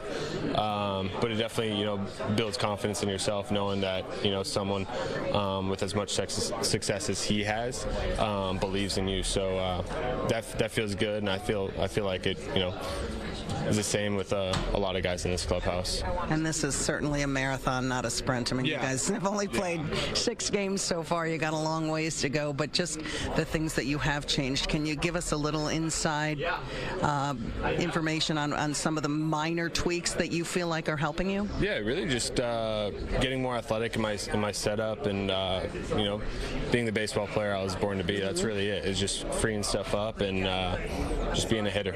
It is true, the athletic. I mean, I play a little bit of golf, and people have said, act like an athlete when you step up to the plate. I want to ask your opinion. I mean, this torpedo bat thing that's kind of taking storm in New York, have you ever swung one of those? No, I have not. But if they keep hitting like that, I think we're gonna put in a couple orders. But no, I'm sticking with my normal bat as of right now. Maybe we'll tweak some, but I think it's cool. I think it's actually good for the game too. It feels like it's getting a lot of publicity. It really is. It's super exciting. Give me a sense of just how you look at this. I mean, I know it's, again, early 2 and 4 all the way up and down this division. This is a big opening series with the White Sox because of what's at stake, isn't it? Yeah, I think no matter what, whether it's, you know, April or September, we're trying to win every single game we can and put ourselves in position to do so. But yeah, we knew this division was going to be up for grabs, and you know, we like our chances if we, you know, do the little things right every single day. My final question for you, I know I'm taking up a lot of your time here. What's the biggest thing you learned about yourself last season? Resilient. That's probably the biggest thing. Just like, no matter what, I'm going to find a way, and we're going to persevere, and we'll just show up to the yard every single day trying to win. And that's really how this game goes. It's how life goes. So, yeah. It is how life goes. One of my favorite quotes, and you might have heard this from Nelson Mandela: "I never lose. I either win or I learn." Yeah, definitely have heard that. All right, that's it. That's Spencer Torkelson. Thank you. I'm going to send it back to you. All right, thank you very much, Hammer. I mean, look, going into spring training, we didn't even know if he was going to make this team work. Right. He earned a spot. Now, if if he can take it beyond that and become even a shade of the hitter they hoped he would be, it's a big get for this organization. Huge, and he finally did make some adjustments that they've been asking him to make. Some swing, nothing. AJ Hinch said, not major. You're not going to look out there and see him doing a high leg kick and everything else, but some minor adjustments. He's taking a lot more pitches. He had that infamous or famous now opening day game with a home run and 4 walks, which had never been done before. Yep. And he's only 25, 26 years old, former #1 overall pick. People had written him off. Go back last year. Right. Written off. Certainly wasn't going to be the first baseman because they gave that to Colt Keith. Spencer Torkelson deserves so much credit so far for making adjustments and taking a lot of pitches. And that was a pretty ugly moment when they said, yeah, Colt Keith is our first baseman. Yeah. And you were like, okay. Yeah, I mean, that was the Tigers writing off Torkelson. I think the only person who didn't write him off was Torkelson himself. And look, he was drafted to alter this franchise. At the very least, he can still alter this season. And if he does, we can resume that first conversation. But the adjustments he made, while subtle, are meaningful. And to me, the biggest one is in his approach. Instead of trying to drill every ball into the seats, he's trying to drive it over the second baseman's head, which, by the way, is a page out of the book of Miguel Cabrera, who always used the opposite field, and a pretty good hitter to emulate, if you ask me. 2 keys for Torkelson. Can he stay on and hammer fastballs, and can he start hitting righties? He's always hit lefties well, as we saw in that Dodger series. Can he do the same damage or similar damage this year against right-handed pitchers as well? We will see what he does today, playing first base, batting cleanup for the Tigers. Hello. They get ready to go against Jonathan Cannon and the White Sox. We will take a break, come right back. Much more coming up opening day in the D. Tigers and White Sox, every pitch of it right here on Fox. Big game. It's a big game. Yeah, it's a big game.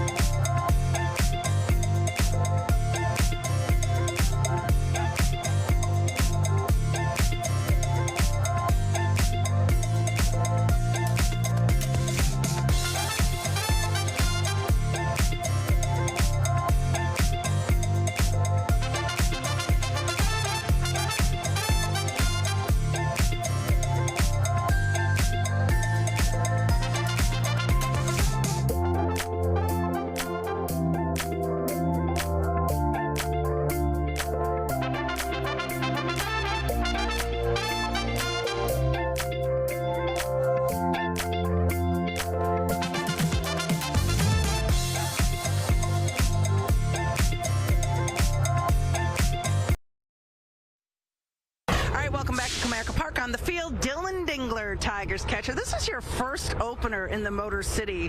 What have you heard about opening day in Detroit? And tell me your past experiences with home openers. Yeah, I've heard it's incredible. So I'm kind of thinking that it's going to be a little bit like a playoff atmosphere. Yeah. I got to experience that last year, so I'm really looking forward to it. Heard nothing but great things.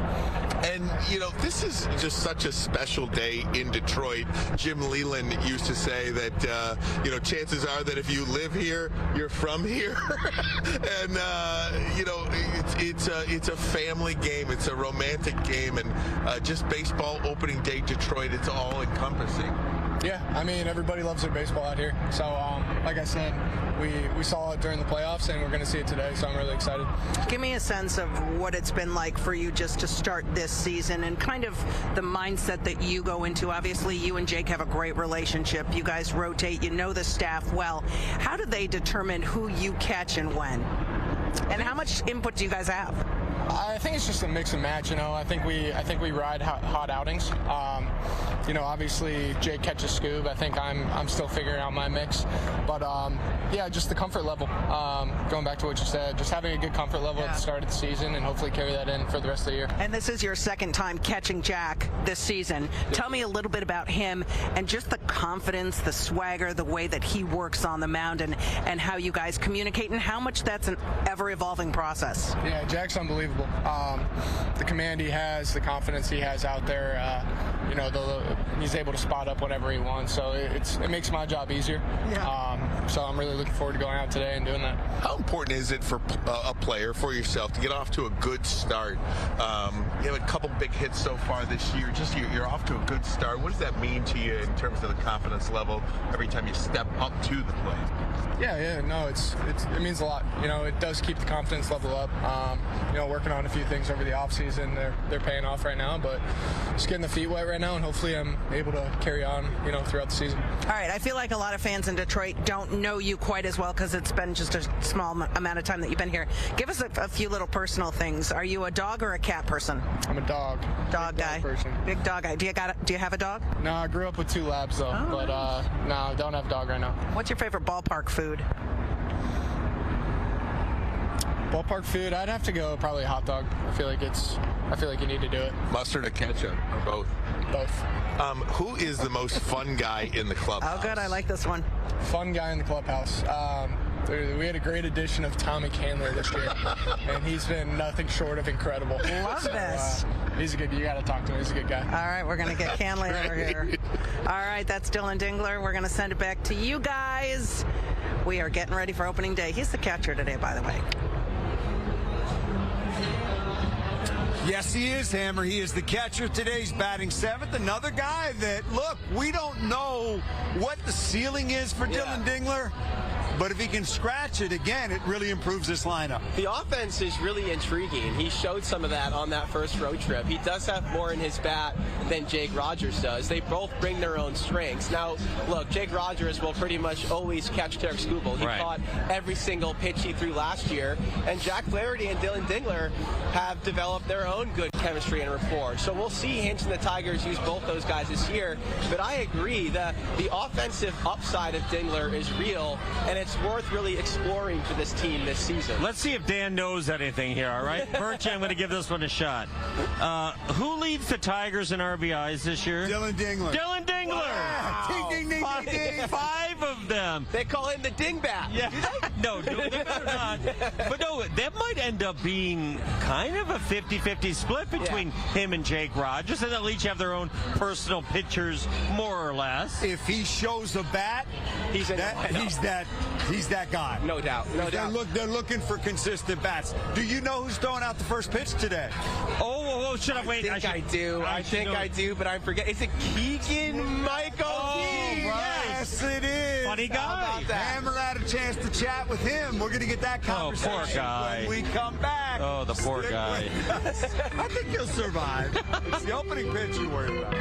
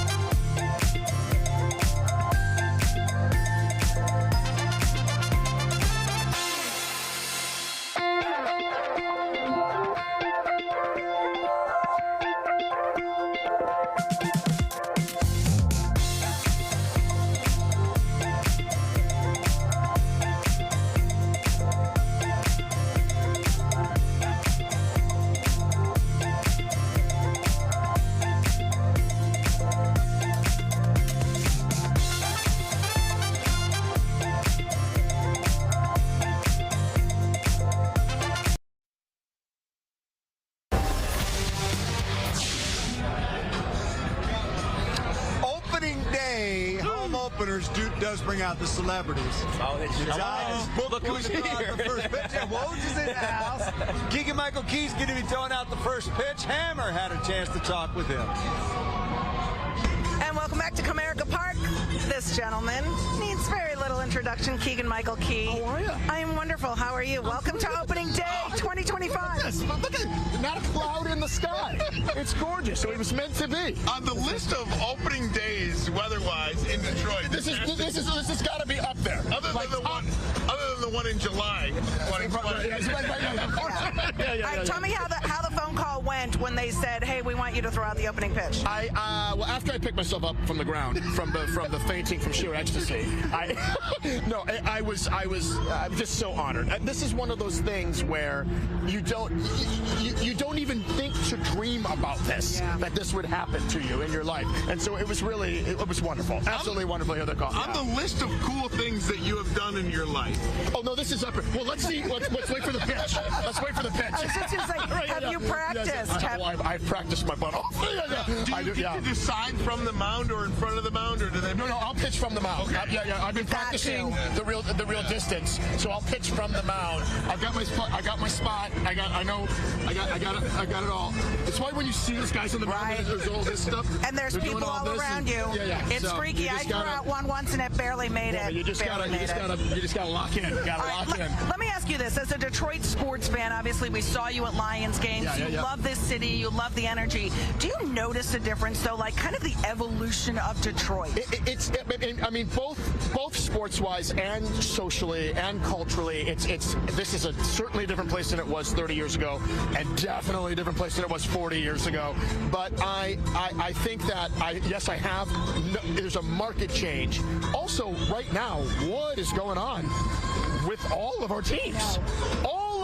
All four major sports. There's been a market. I love the word market. There's been a market change in regard to improvement with everybody. I think all of the management for all four teams is light years above what I've seen in the past. It's really a great time to be a Detroit sports fan. Do you have a favorite sport? American football is my favorite sport. And the reason I say it is because I'm also a soccer fan. I'm a football fan. So like DCFC, I follow them. So I love, but I'm a football guy. I am a football guy. I grew up 1 block south of 8 Mile, right off of Woodward, and there was a big field at the end of our block. And me and my friends, my childhood friends, a few who were at the game today, we used to put on pads and helmets and play football. And I'm going to be Lynn Swan, and I'm Billy Sims, and I'm Mean Joe. It was that's how old I am. Hey, for those of us that remember the Mean Joe Greene commercial with the Coca-Cola, we cried. Oh, this is so great. I'm 60. So yeah, football's always been my big sport. Yeah. I don't even just enjoy the day, man. I know. He's got things to do. People to see. It's so cool to see you. It's just Thanks so much. Wait, you love AJ Hinch? Have you met AJ Hinch before? I've not met AJ yet. No. I can't wait to see. I like him. Who is the fight between AJ Hinch and Dan Campbell? Oh my God! Nobody wins a fight against Dan Campbell. Are you kidding me? AJ got a couple shots in there. But the thing is, AJ, don't let Dan get a hold of you. Don't let him get a hold of you. Get a hold of him. JB Bickerstaff got something to say about that too. JB Bickerstaff. Bickerstaff. You can hold this out. Keegan-Michael Key throwing out the first pitch, and we had to go the side route to try to get the interview with you. You did it, but you did it. You're the best. You are sly, young lady. You're the best. Hey, thank you. Thanks so much. We're going to send it back to you. All right, guys, thank you very much. Great guy. Yes. And a huge Detroit sports fan. He talked about it. Look, teams are trending up. Pistons up, Lions up, Tigers up. Wings need to be up tonight, and they need to be up for the next 8 games. They got some work to do. But it's a good time to be a Detroit sports fan. Well, we were due, were we not? We went through some things. No, absolutely. And the thing is, getting to this level is sometimes the easiest. The next step for all the teams, as we saw with the Lions and the Tigers, and we're going to see with the Pistons when they go into the playoffs this year.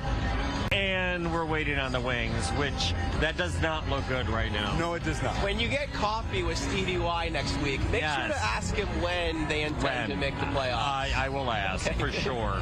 This is a big year, though, for the Tigers, because they have to prove Are they the team that went 31-11 down the stretch, or the team that played sub 500 baseball for most of last season? So the players that took steps last year can't stagnate. They need more of those steps this year. If they don't want to be called a fluke, don't fluke out. Yeah. No. Yeah. Right? And Jack Flaherty's the guy that's got the baseball in his hand today that they'll be looking for him to help them get a win in their home opener against the White Sox. You'll see it here on Fox 2. We'll take a break. Come back. More coming up from Comerica Park, which, as you can see right there, is the home of the Tigers. Co-America's Park. It's Comerica. Yeah.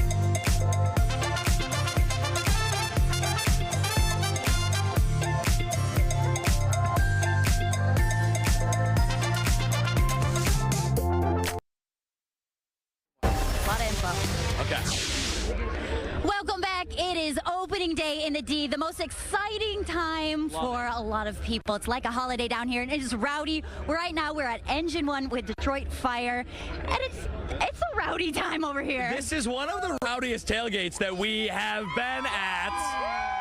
These guys know, hey, they work hard and they play hard. That's right, and we are so thankful for them, and we want to share a very cool story. Can you tell us where you guys met? Opening day 2010.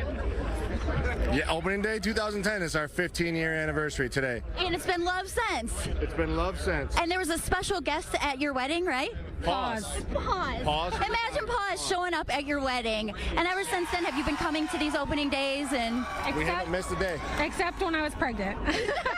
Wait, okay, I got to ask. Take the 15 years ago, what happened? Were you guys just at the same party? Was it here? Did you bump into each other? Was it a meet cute? What happened? We were kind of set up on a blind date, and we said, hey, let's meet up at opening day. The day after was a wedding. And my friend said, I want you to go to this wedding with this guy. And then he called me and he's like, well, opening day is the day before. You going? I'm like, I am now. Wow. It's been love since. Love ever since. Oh. These guys, and this is a creative bunch. I got to show, look at this. If your hand gets cold drinking a beer, no problem. You just innovate with a glove hand. So innovative, hardworking partiers, and then also the adorable. Look at look. Hey guys. Hi. Hey, earlier in the show, we talked about how Kelly made special bracelets for kids. Can you guys show the camera the bracelets you got and say your name? Say your name. Emmett. Connor. Say it again. Connor. Okay, Emmett and Connor, you're now famous, and you have Kelly Rowe bracelets. So way to go. Fist bumps. Fist bumps. There we go.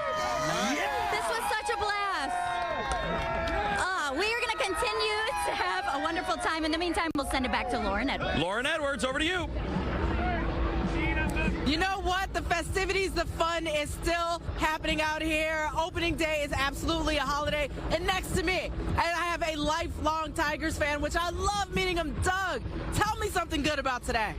Today's my 39th year in a row coming to opening day. I was with my buddy Bob, a tribute to him. He died last year. My son David has taken his place for me on my 39th year. My best buddy. 39 whole years. Do you understand that there's kids here? So many people here who are much younger than that. I think everybody's younger than that.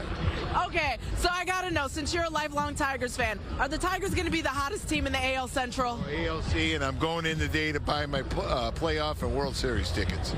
Today? Securing it. Okay, so you think they can make it all the way to the World Series? We're going, and me and you are going to meet here at World Series time. I'm down for that. I love baseball, and we've been out here having so much fun. Doug, thank you for joining us. It's been so much fun being out here. Please stick with Fox 2, especially after the break.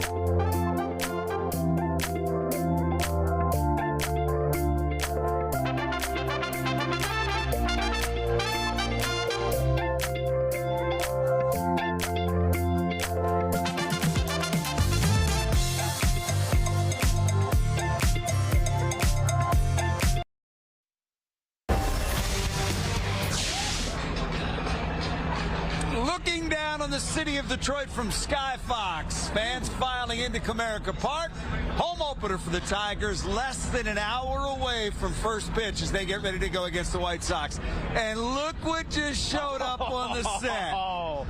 Here in Hockey Town, where we are stationed, they have Wagyu hot dogs. And taste of baseball, baby. I vow to eat at least 5 of these today. They said we had to wait until the commercial break was over. No, we're not. Not happening. And I bet they're way good, too. Let's see. There, you put the mustard on. This is number 1 of 500 on the season. Yeah, okay. Mustard is on. We got the Wagyu. All right. We're not on the air anymore, are we? Oh. We're eating on the air. Oh. I mean, there's nothing better. That's Greene's baseball. That is way good. It really is. And that's not just a hot dog. That's a Wagyu hot dog. That's what we're saying, baby. Do you want to keep eating on the air? Yeah. I mean, that's what we do around here, right? Because we could throw to Jen with talking with Matt Vierling. I think they would prefer to see us eat hot dogs. I agree. Let's vote. All right, we're going to eat. You're going to watch Jen talk to Matt Vierling, and then you'll come back, and these will probably be gone.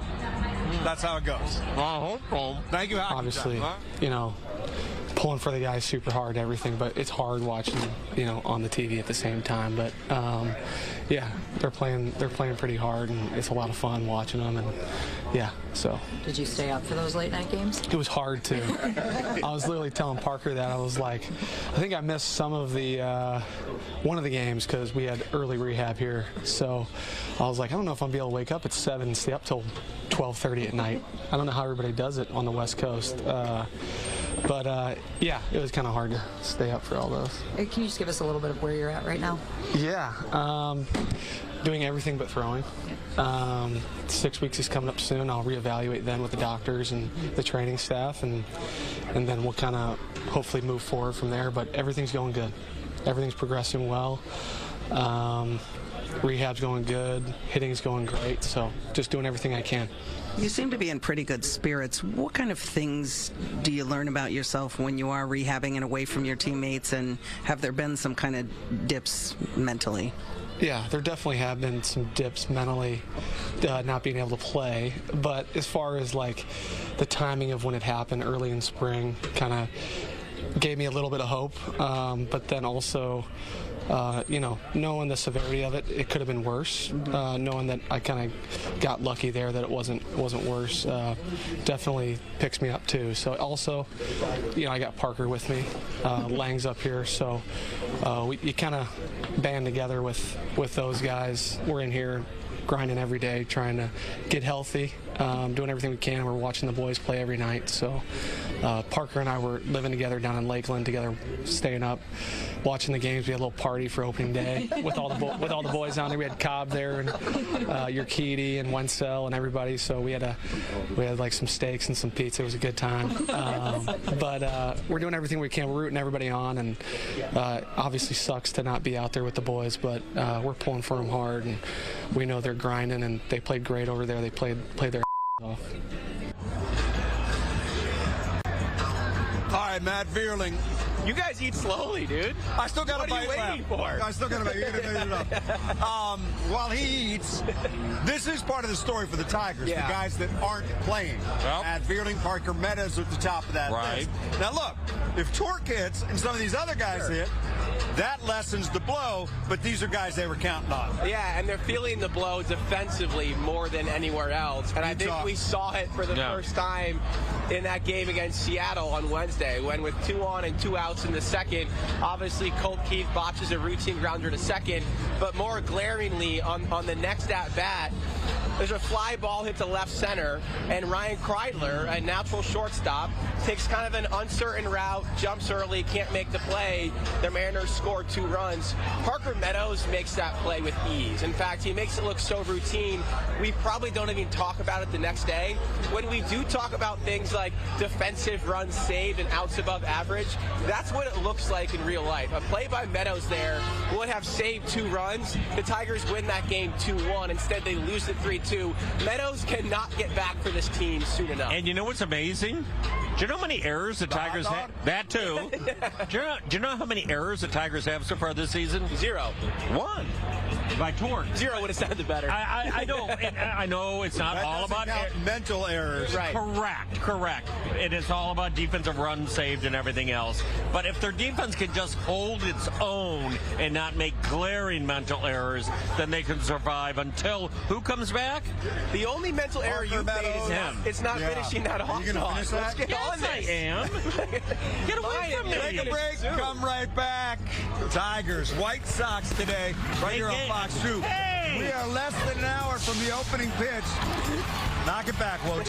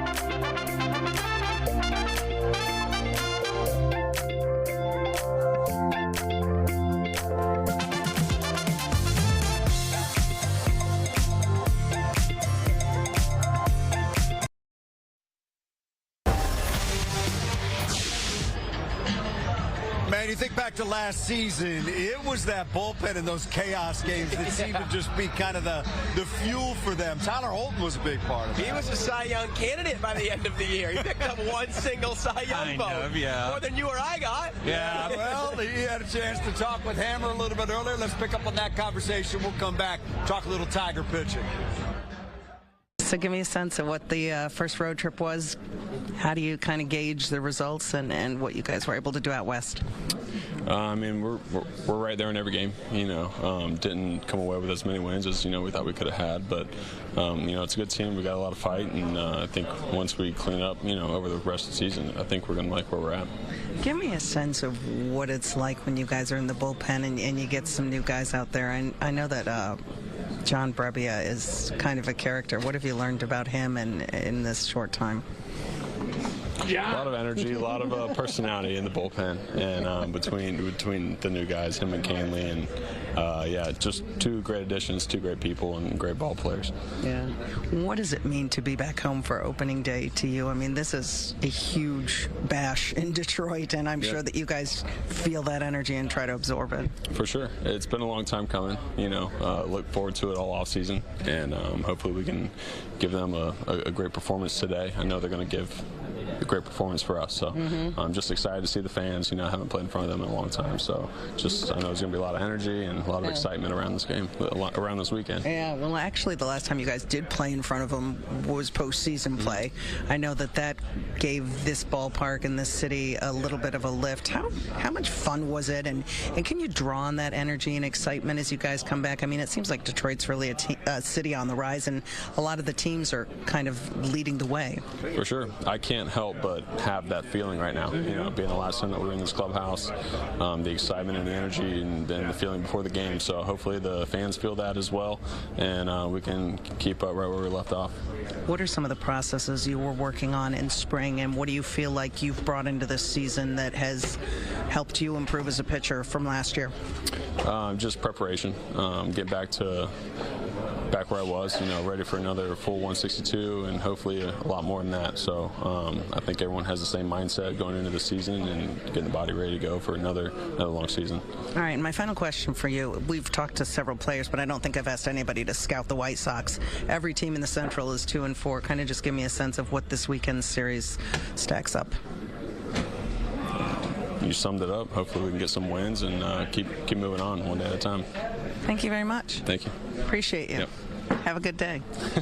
Enjoy the fans out there in the bullpen. Oh, yeah, we'll be there. They're loud and yelling, aren't they? Do they yell at you guys in the bullpen? They don't give us too much of a hard time, no. Hopefully they give the other team a hard time. Good, thank you. Yeah, thanks.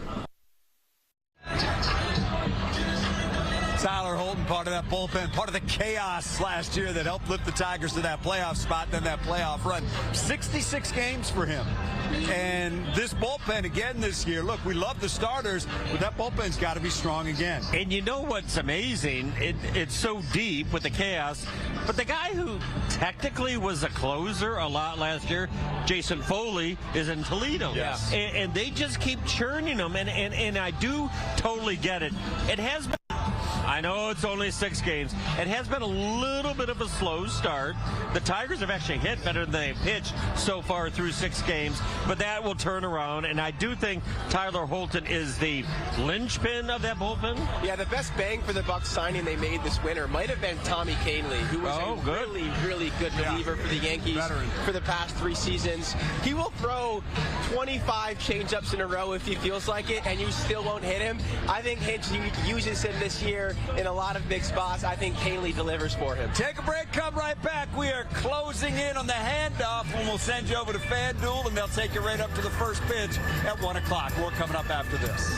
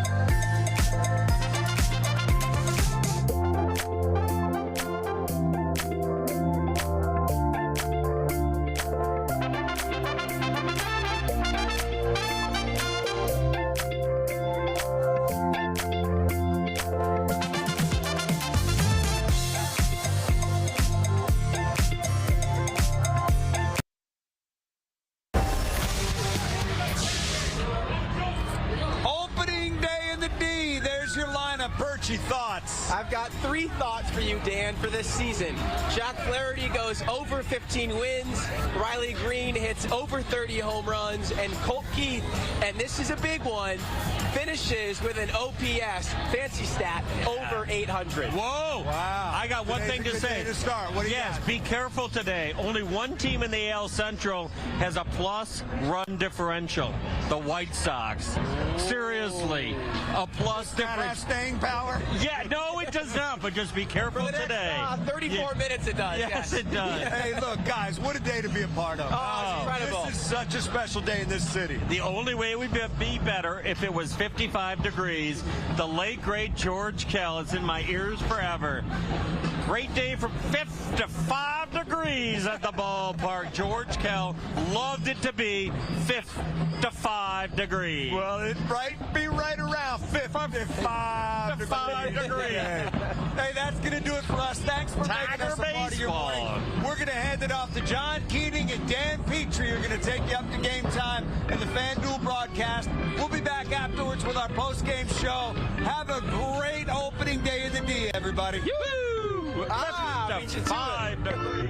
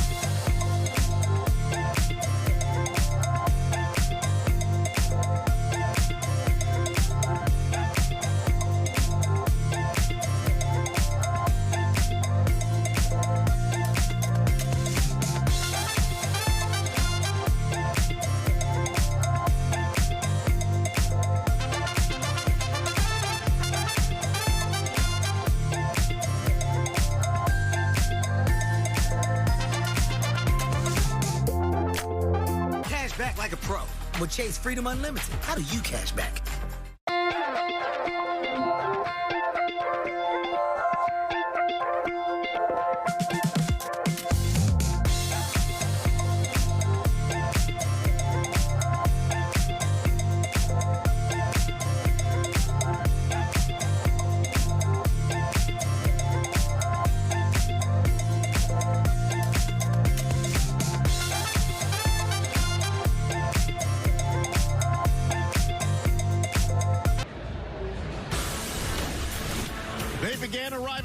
Here. Tailgating is not reserved for football season in this town. Opening day is a tough ticket, and there's nowhere else we'd rather be.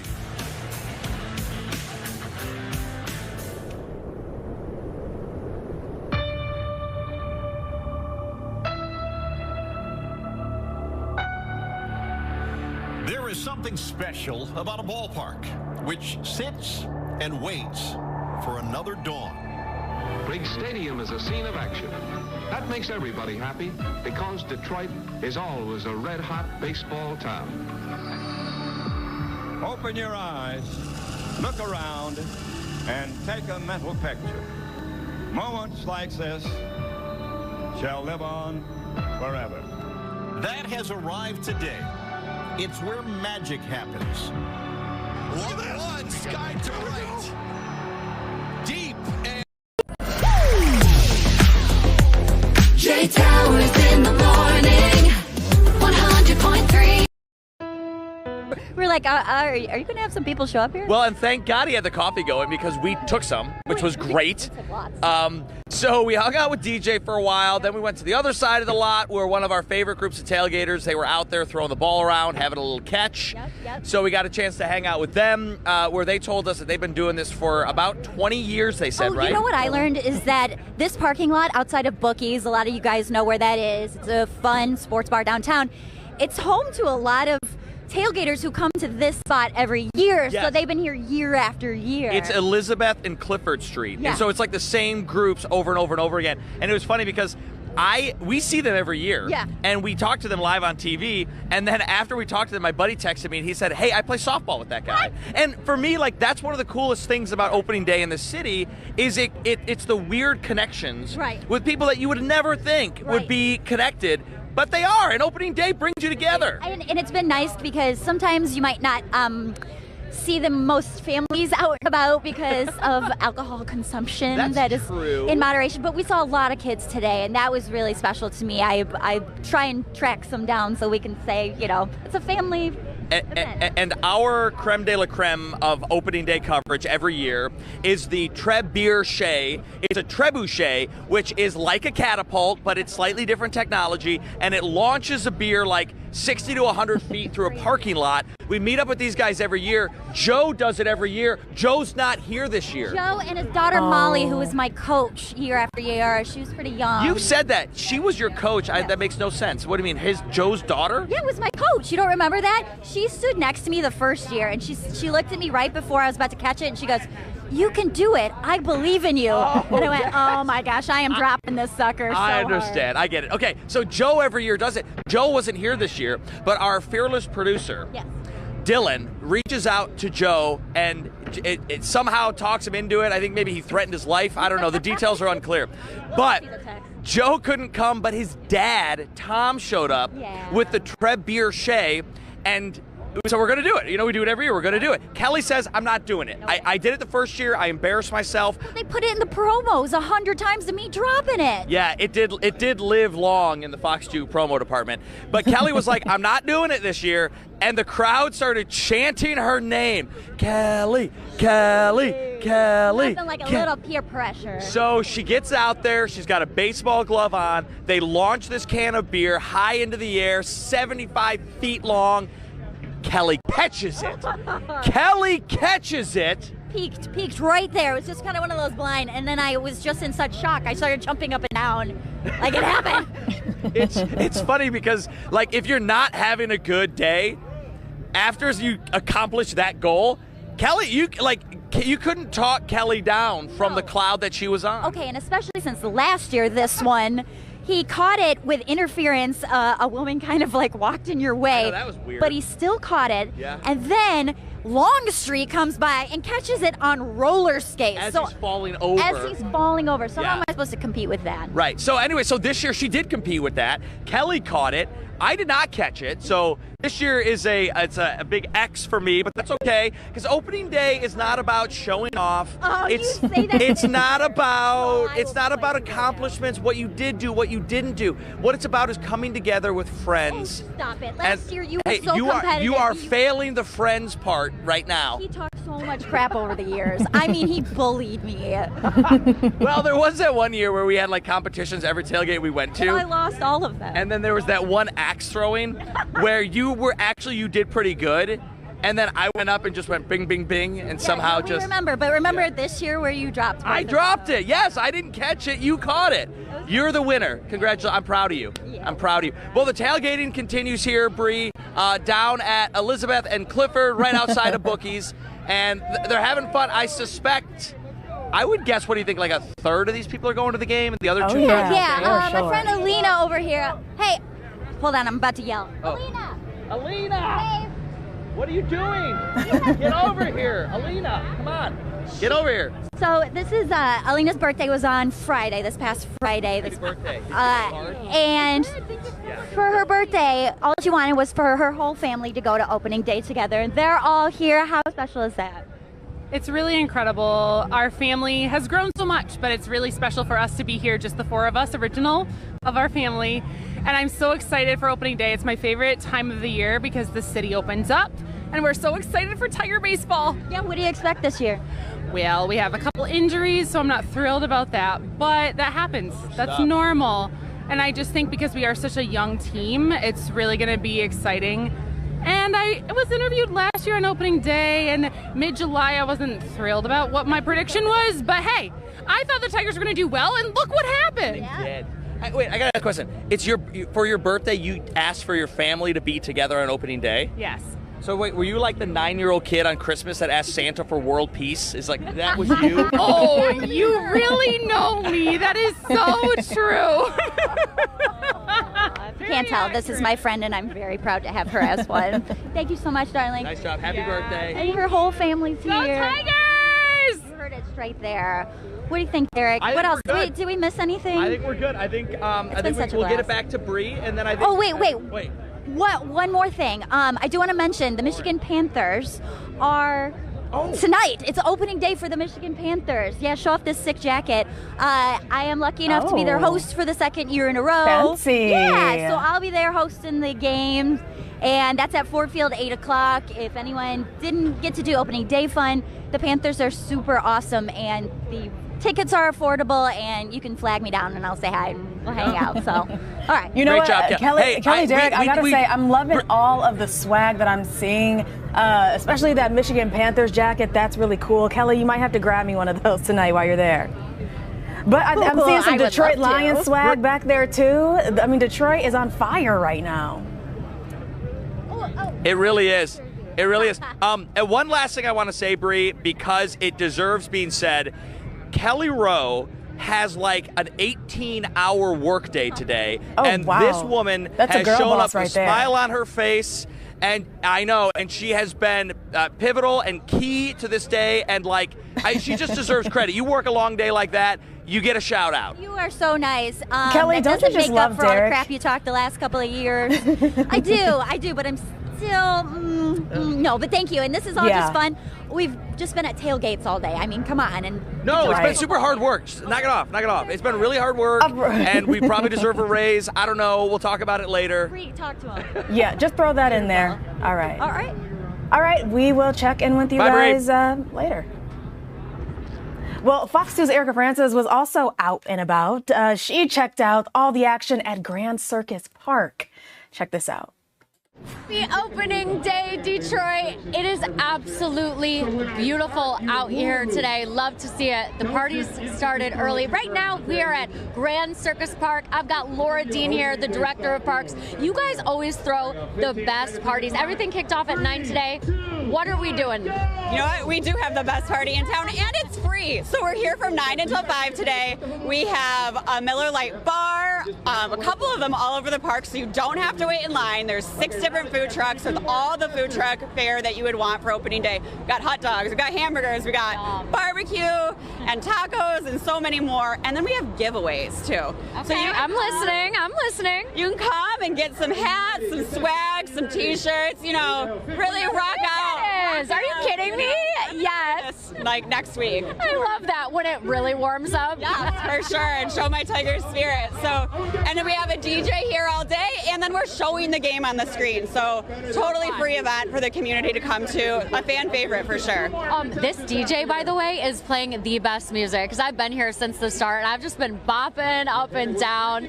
Especially when you start getting some libations in you, you start to dance as well. What do we have here on the table? Oh yeah, so we have a great selection. Our presenting sponsor is Miller Lite, so of course we have Miller Lite, we have Coors, we have Blue Moon Light, Vizzy, all of the South seltzers that you could want, so everyone can totally find things.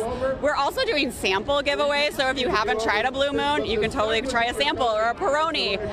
And then they're giving away Zoa too, so tons of free stuff, totally free party, Grand Circus Park, right across from Comerica, the perfect place to be. The best location ever. How many people are you expecting today? You know, we expect a couple thousand to come in and out of the park throughout the day, since we are just in that great line of traffic. You know, the Downtown Detroit Partnership programs all of these parks, and this is one of our favorite events of the year. The vibes are absolutely immaculate. I mean, you can't come down here and not smile. Yeah. What's your favorite thing about opening day? Last question. You know what? We always look out on weather for the most part, and just seeing all the fans come out, no matter how cold it is in the morning or warm in the afternoon. Everyone's in it. Everyone's here to celebrate. It's like the start of summer, start of baseball. It's a great time to be in Detroit. I think she just nailed it. It's a great time to be in the city of Detroit. All of the fans are coming down, hanging out. The bars are open. So many tailgating parties. Grand Circus Park. It is going to be live and loud until 5 p.m. tonight. Live and loud. Live and loud. All right.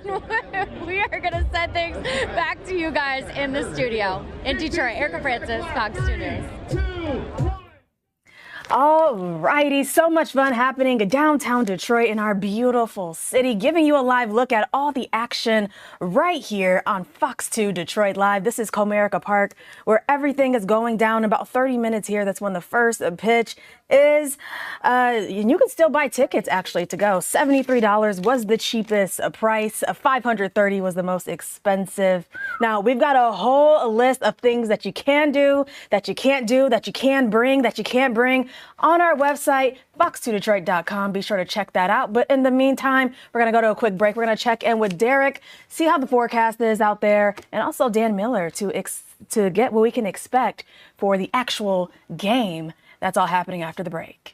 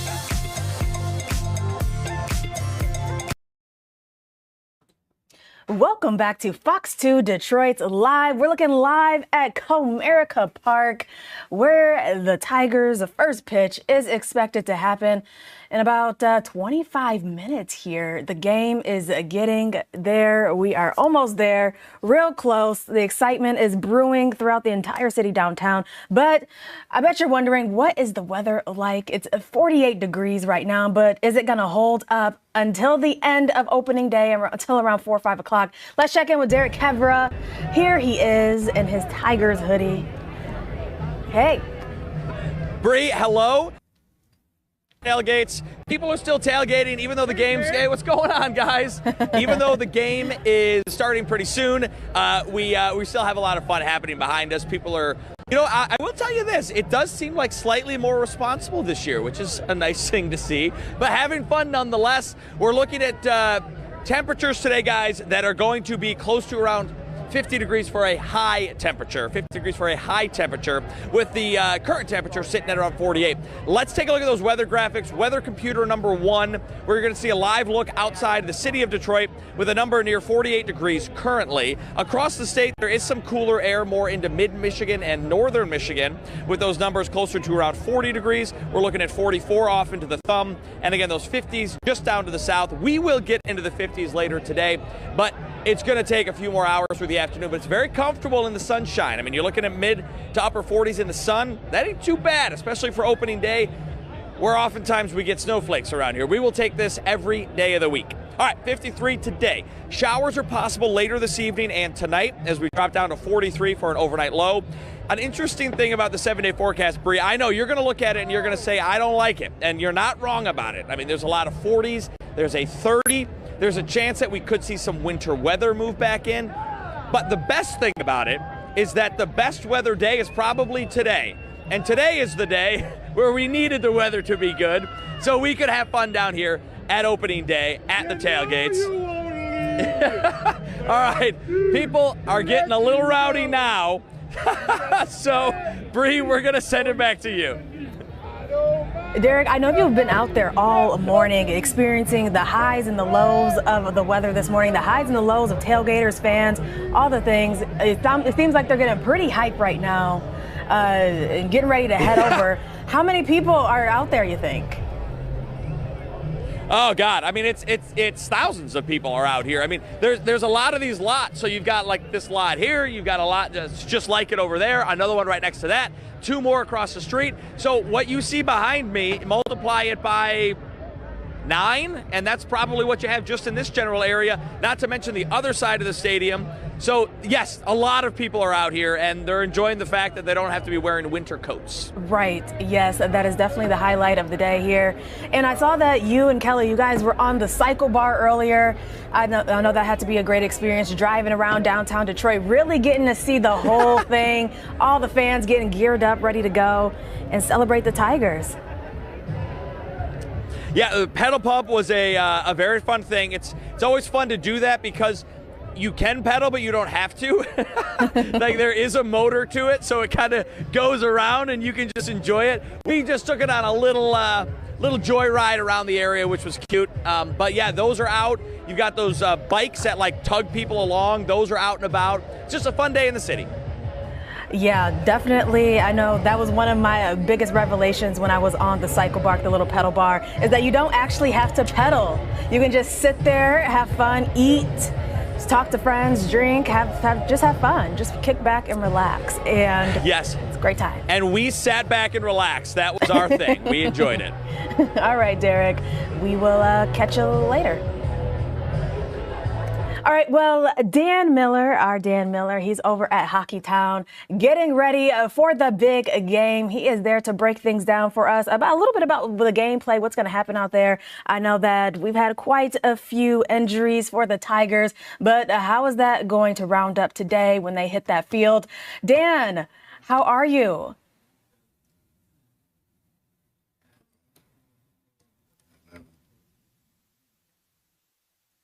Dan, it looks like mic on? Dan, do you have your mic on? We can't hear you. All right, well, on, Dan, but this shot is looking great. You kind of can see Comerica Park and everything happening in the background. We're just going to push on through and move on to the next thing. Now, at Comerica Park, there are tons of things for fans to experience this year. The Fox 2 Morning Crew gives us a first-hand look today from guest experiences manager Amanda Vaught. We want to introduce you to Amanda Vaught, who's really in charge of the guest experience here at the park. And a big kudos to you, because was it USA Today who ranked visitors of ballparks, and they said this is one of the best in the country? Best in the country, yes. What do you think it is? What makes it special? I think it's the experience that our colleagues give. It's all the friendly staff who are there to help our guests and who really provide that great experience. We have great food and beverage offerings, and just a lot for the family to enjoy. And the ballpark looks brand new, still 25 years old, and I keep mentioning it 25 years because we see new ballparks popping up all over the country, and Comerica Park is still one of the best, state of the art. It continues to kind of hold the line. It does, and it's with all the investments we're doing. You know, one of the largest scoreboards in the league. We have the brand new home plate club that's coming this year, so a lot of great investment that's happening. Which is awesome, by the way. Yes, those heated seats will be great today. You know, one thing that always brings people in are the giveaways, and you've got some other things planned. Very fun. The food truck's coming. Yeah. So the first 15,000 fans today will get a rally towel. That's a lot of fun. And then giveaway Saturdays throughout the season. A lot of wearables. People like to wear stuff. Some really cool bobbleheads that are coming up. The Tarik Skubal mystery bobblehead. So that'll be a mystery. Yeah. And then those food trucks, we'll have those out in right field, available all season long during weekend homestands. And it's great because you get a lot of great food and it's a lot of great local flavors. So our partners with Delaware North have done a great job of bringing those local partners in with us. Amanda, one of the things, and I just did a story on this yesterday on the health benefits of being a sports fan, but specifically a baseball fan, because we know that for many people it's about watching every play and every, keeping stats and everything. But for other people, it's just about being together and being a part of this event. You don't keep the scorebook? I don't always have a scorebook with me. And so there is a nod to that, to making sure that it is inclusive and that people can bring families, and there's a sensory room that we have highlighted a couple times on Fox 2. That's a pretty cool idea to make everybody feel comfortable at the ballpark. Yeah, our partnership with Culture City is wonderful, and the Detroit Tigers Foundation helped us open a sensory room here at the ballpark last year, located behind Section 211, and it's great for families who just need a little bit of quiet space. This is a really loud environment. It's very crowded, and there's a lot going on, and it's great, but for those folks who need that extra break, we have that space available for them. But for the folks who just want to stay in their seats, we have the sensory bags as well. Those noise-canceling headphones do a lot to help damper some of that sound. And it is World Autism Awareness Month as well, and whether it's autism or any other reason to be in that sensory room, it's right there for you. And it's new. It's what, a year or two old? And yeah, it just opened a year ago tomorrow. Look at that. Yeah. And for people with PTSD, or there's all kinds of whatever people the case may be. You might want to be here, but you might need to take a break. And so pretty cool stuff. Thinking of everybody, making this a great place for everyone to enjoy. It's a pleasure. Can't wait to try those food trucks, everything else. Thank you so much for being here. All right, looks like we got Dan Miller on the line. Let's go over to him and see what's happening. He's right outside Comerica Park. Dan, what do you want to tell us about today? 15 minutes until first pitch. Well, this is just one of those days that is special to the city of Detroit. And the sports calendar, it's right at the top every single year. Ernie used to say that this means we made it to another winter. And if Ernie Harwell says that, it means something to a lot of people. Look, this is a Tiger team that made the playoffs last year, won a series, came within a game of the AL Championship Series, and I just think there's a lot of hope for them right now. So you always have a lot of excitement around the home opener, but when you have excitement added to the fact that people believe this team can accomplish something this year, it's even more significant. So throw in a decent day weather-wise, no rain, and I think you got a lot of things working in your favor to make this a really cool morning. Dan, let's talk about who we should be keeping our eye on this season. This is going to be a big season. I mean, the Tigers, they just came off an incredible season last season. But, I mean, with that being said, there's a lot of pressure for them. So who should we be keeping our eye on? Oh, man, you could run down a lot of guys. Riley Greene to start with. He's the team's best player in terms of an everyday lineup guy. And he's got to be their best player going forward. And he made a step last year in making the All-Star team. They're going to be looking for more of that from him. to take it even to a next level this year. We talked in the pregame show. Will Birchfield said 30-plus homers should be the goal this year. I think that would be meaningful. Spencer Torkelson, a guy we didn't know was going to make the team coming out of spring training. Certainly the hope is that his bat is going to stay hot, which has started the season in that fashion. And if they can get that kind of hitting out of him, it certainly helps the entire lineup. And then the pitching with Tarik Skubal, the Cy Young winner. They're expecting him big things. They haven't given him a lot of support so far in his 2 starts. We'll be looking for more from him. Jack Flaherty starts today. Big free agent they signed in the offseason. A guy they traded to the Dodgers last year, then brought back. He's got to be big as well. So, look, to be a good baseball team, your best players have to be your best players. And then maybe you get some contributions from guys you didn't expect. That's got to be the story for the Tigers this year. All right, Dan, and Fox 2, we have our fans, we have our viewers, we have the Tigers covered today. The game is going to be live broadcasted on Fox 2, but then we have a post game coming up around 4 o'clock whenever the game ends. What can we expect there? Well, we're going to get you the highlights from the game and take you down to the clubhouse and get you the comments from the players and the manager and let you know exactly what happened in this one. That's where you kind of go over the why things went down the way they did as the Tigers take on the White Sox today. So they're hoping to start off this weekend series against a division rival with a win. We'll be able to wrap that up for you after the game. And as you said, you'll see every pitch of it right here on Fox 2. All right, Dan, thank you very much. Enjoy the game. Go Tigers. Thank you. All right, well, that'll do it for me. I'm heading downtown to enjoy all of this fun. I'll join you a little bit later on outside of the ballpark in our 3 o'clock hour. But until then, Ronia Shimona is going to hold it down. Have a great day.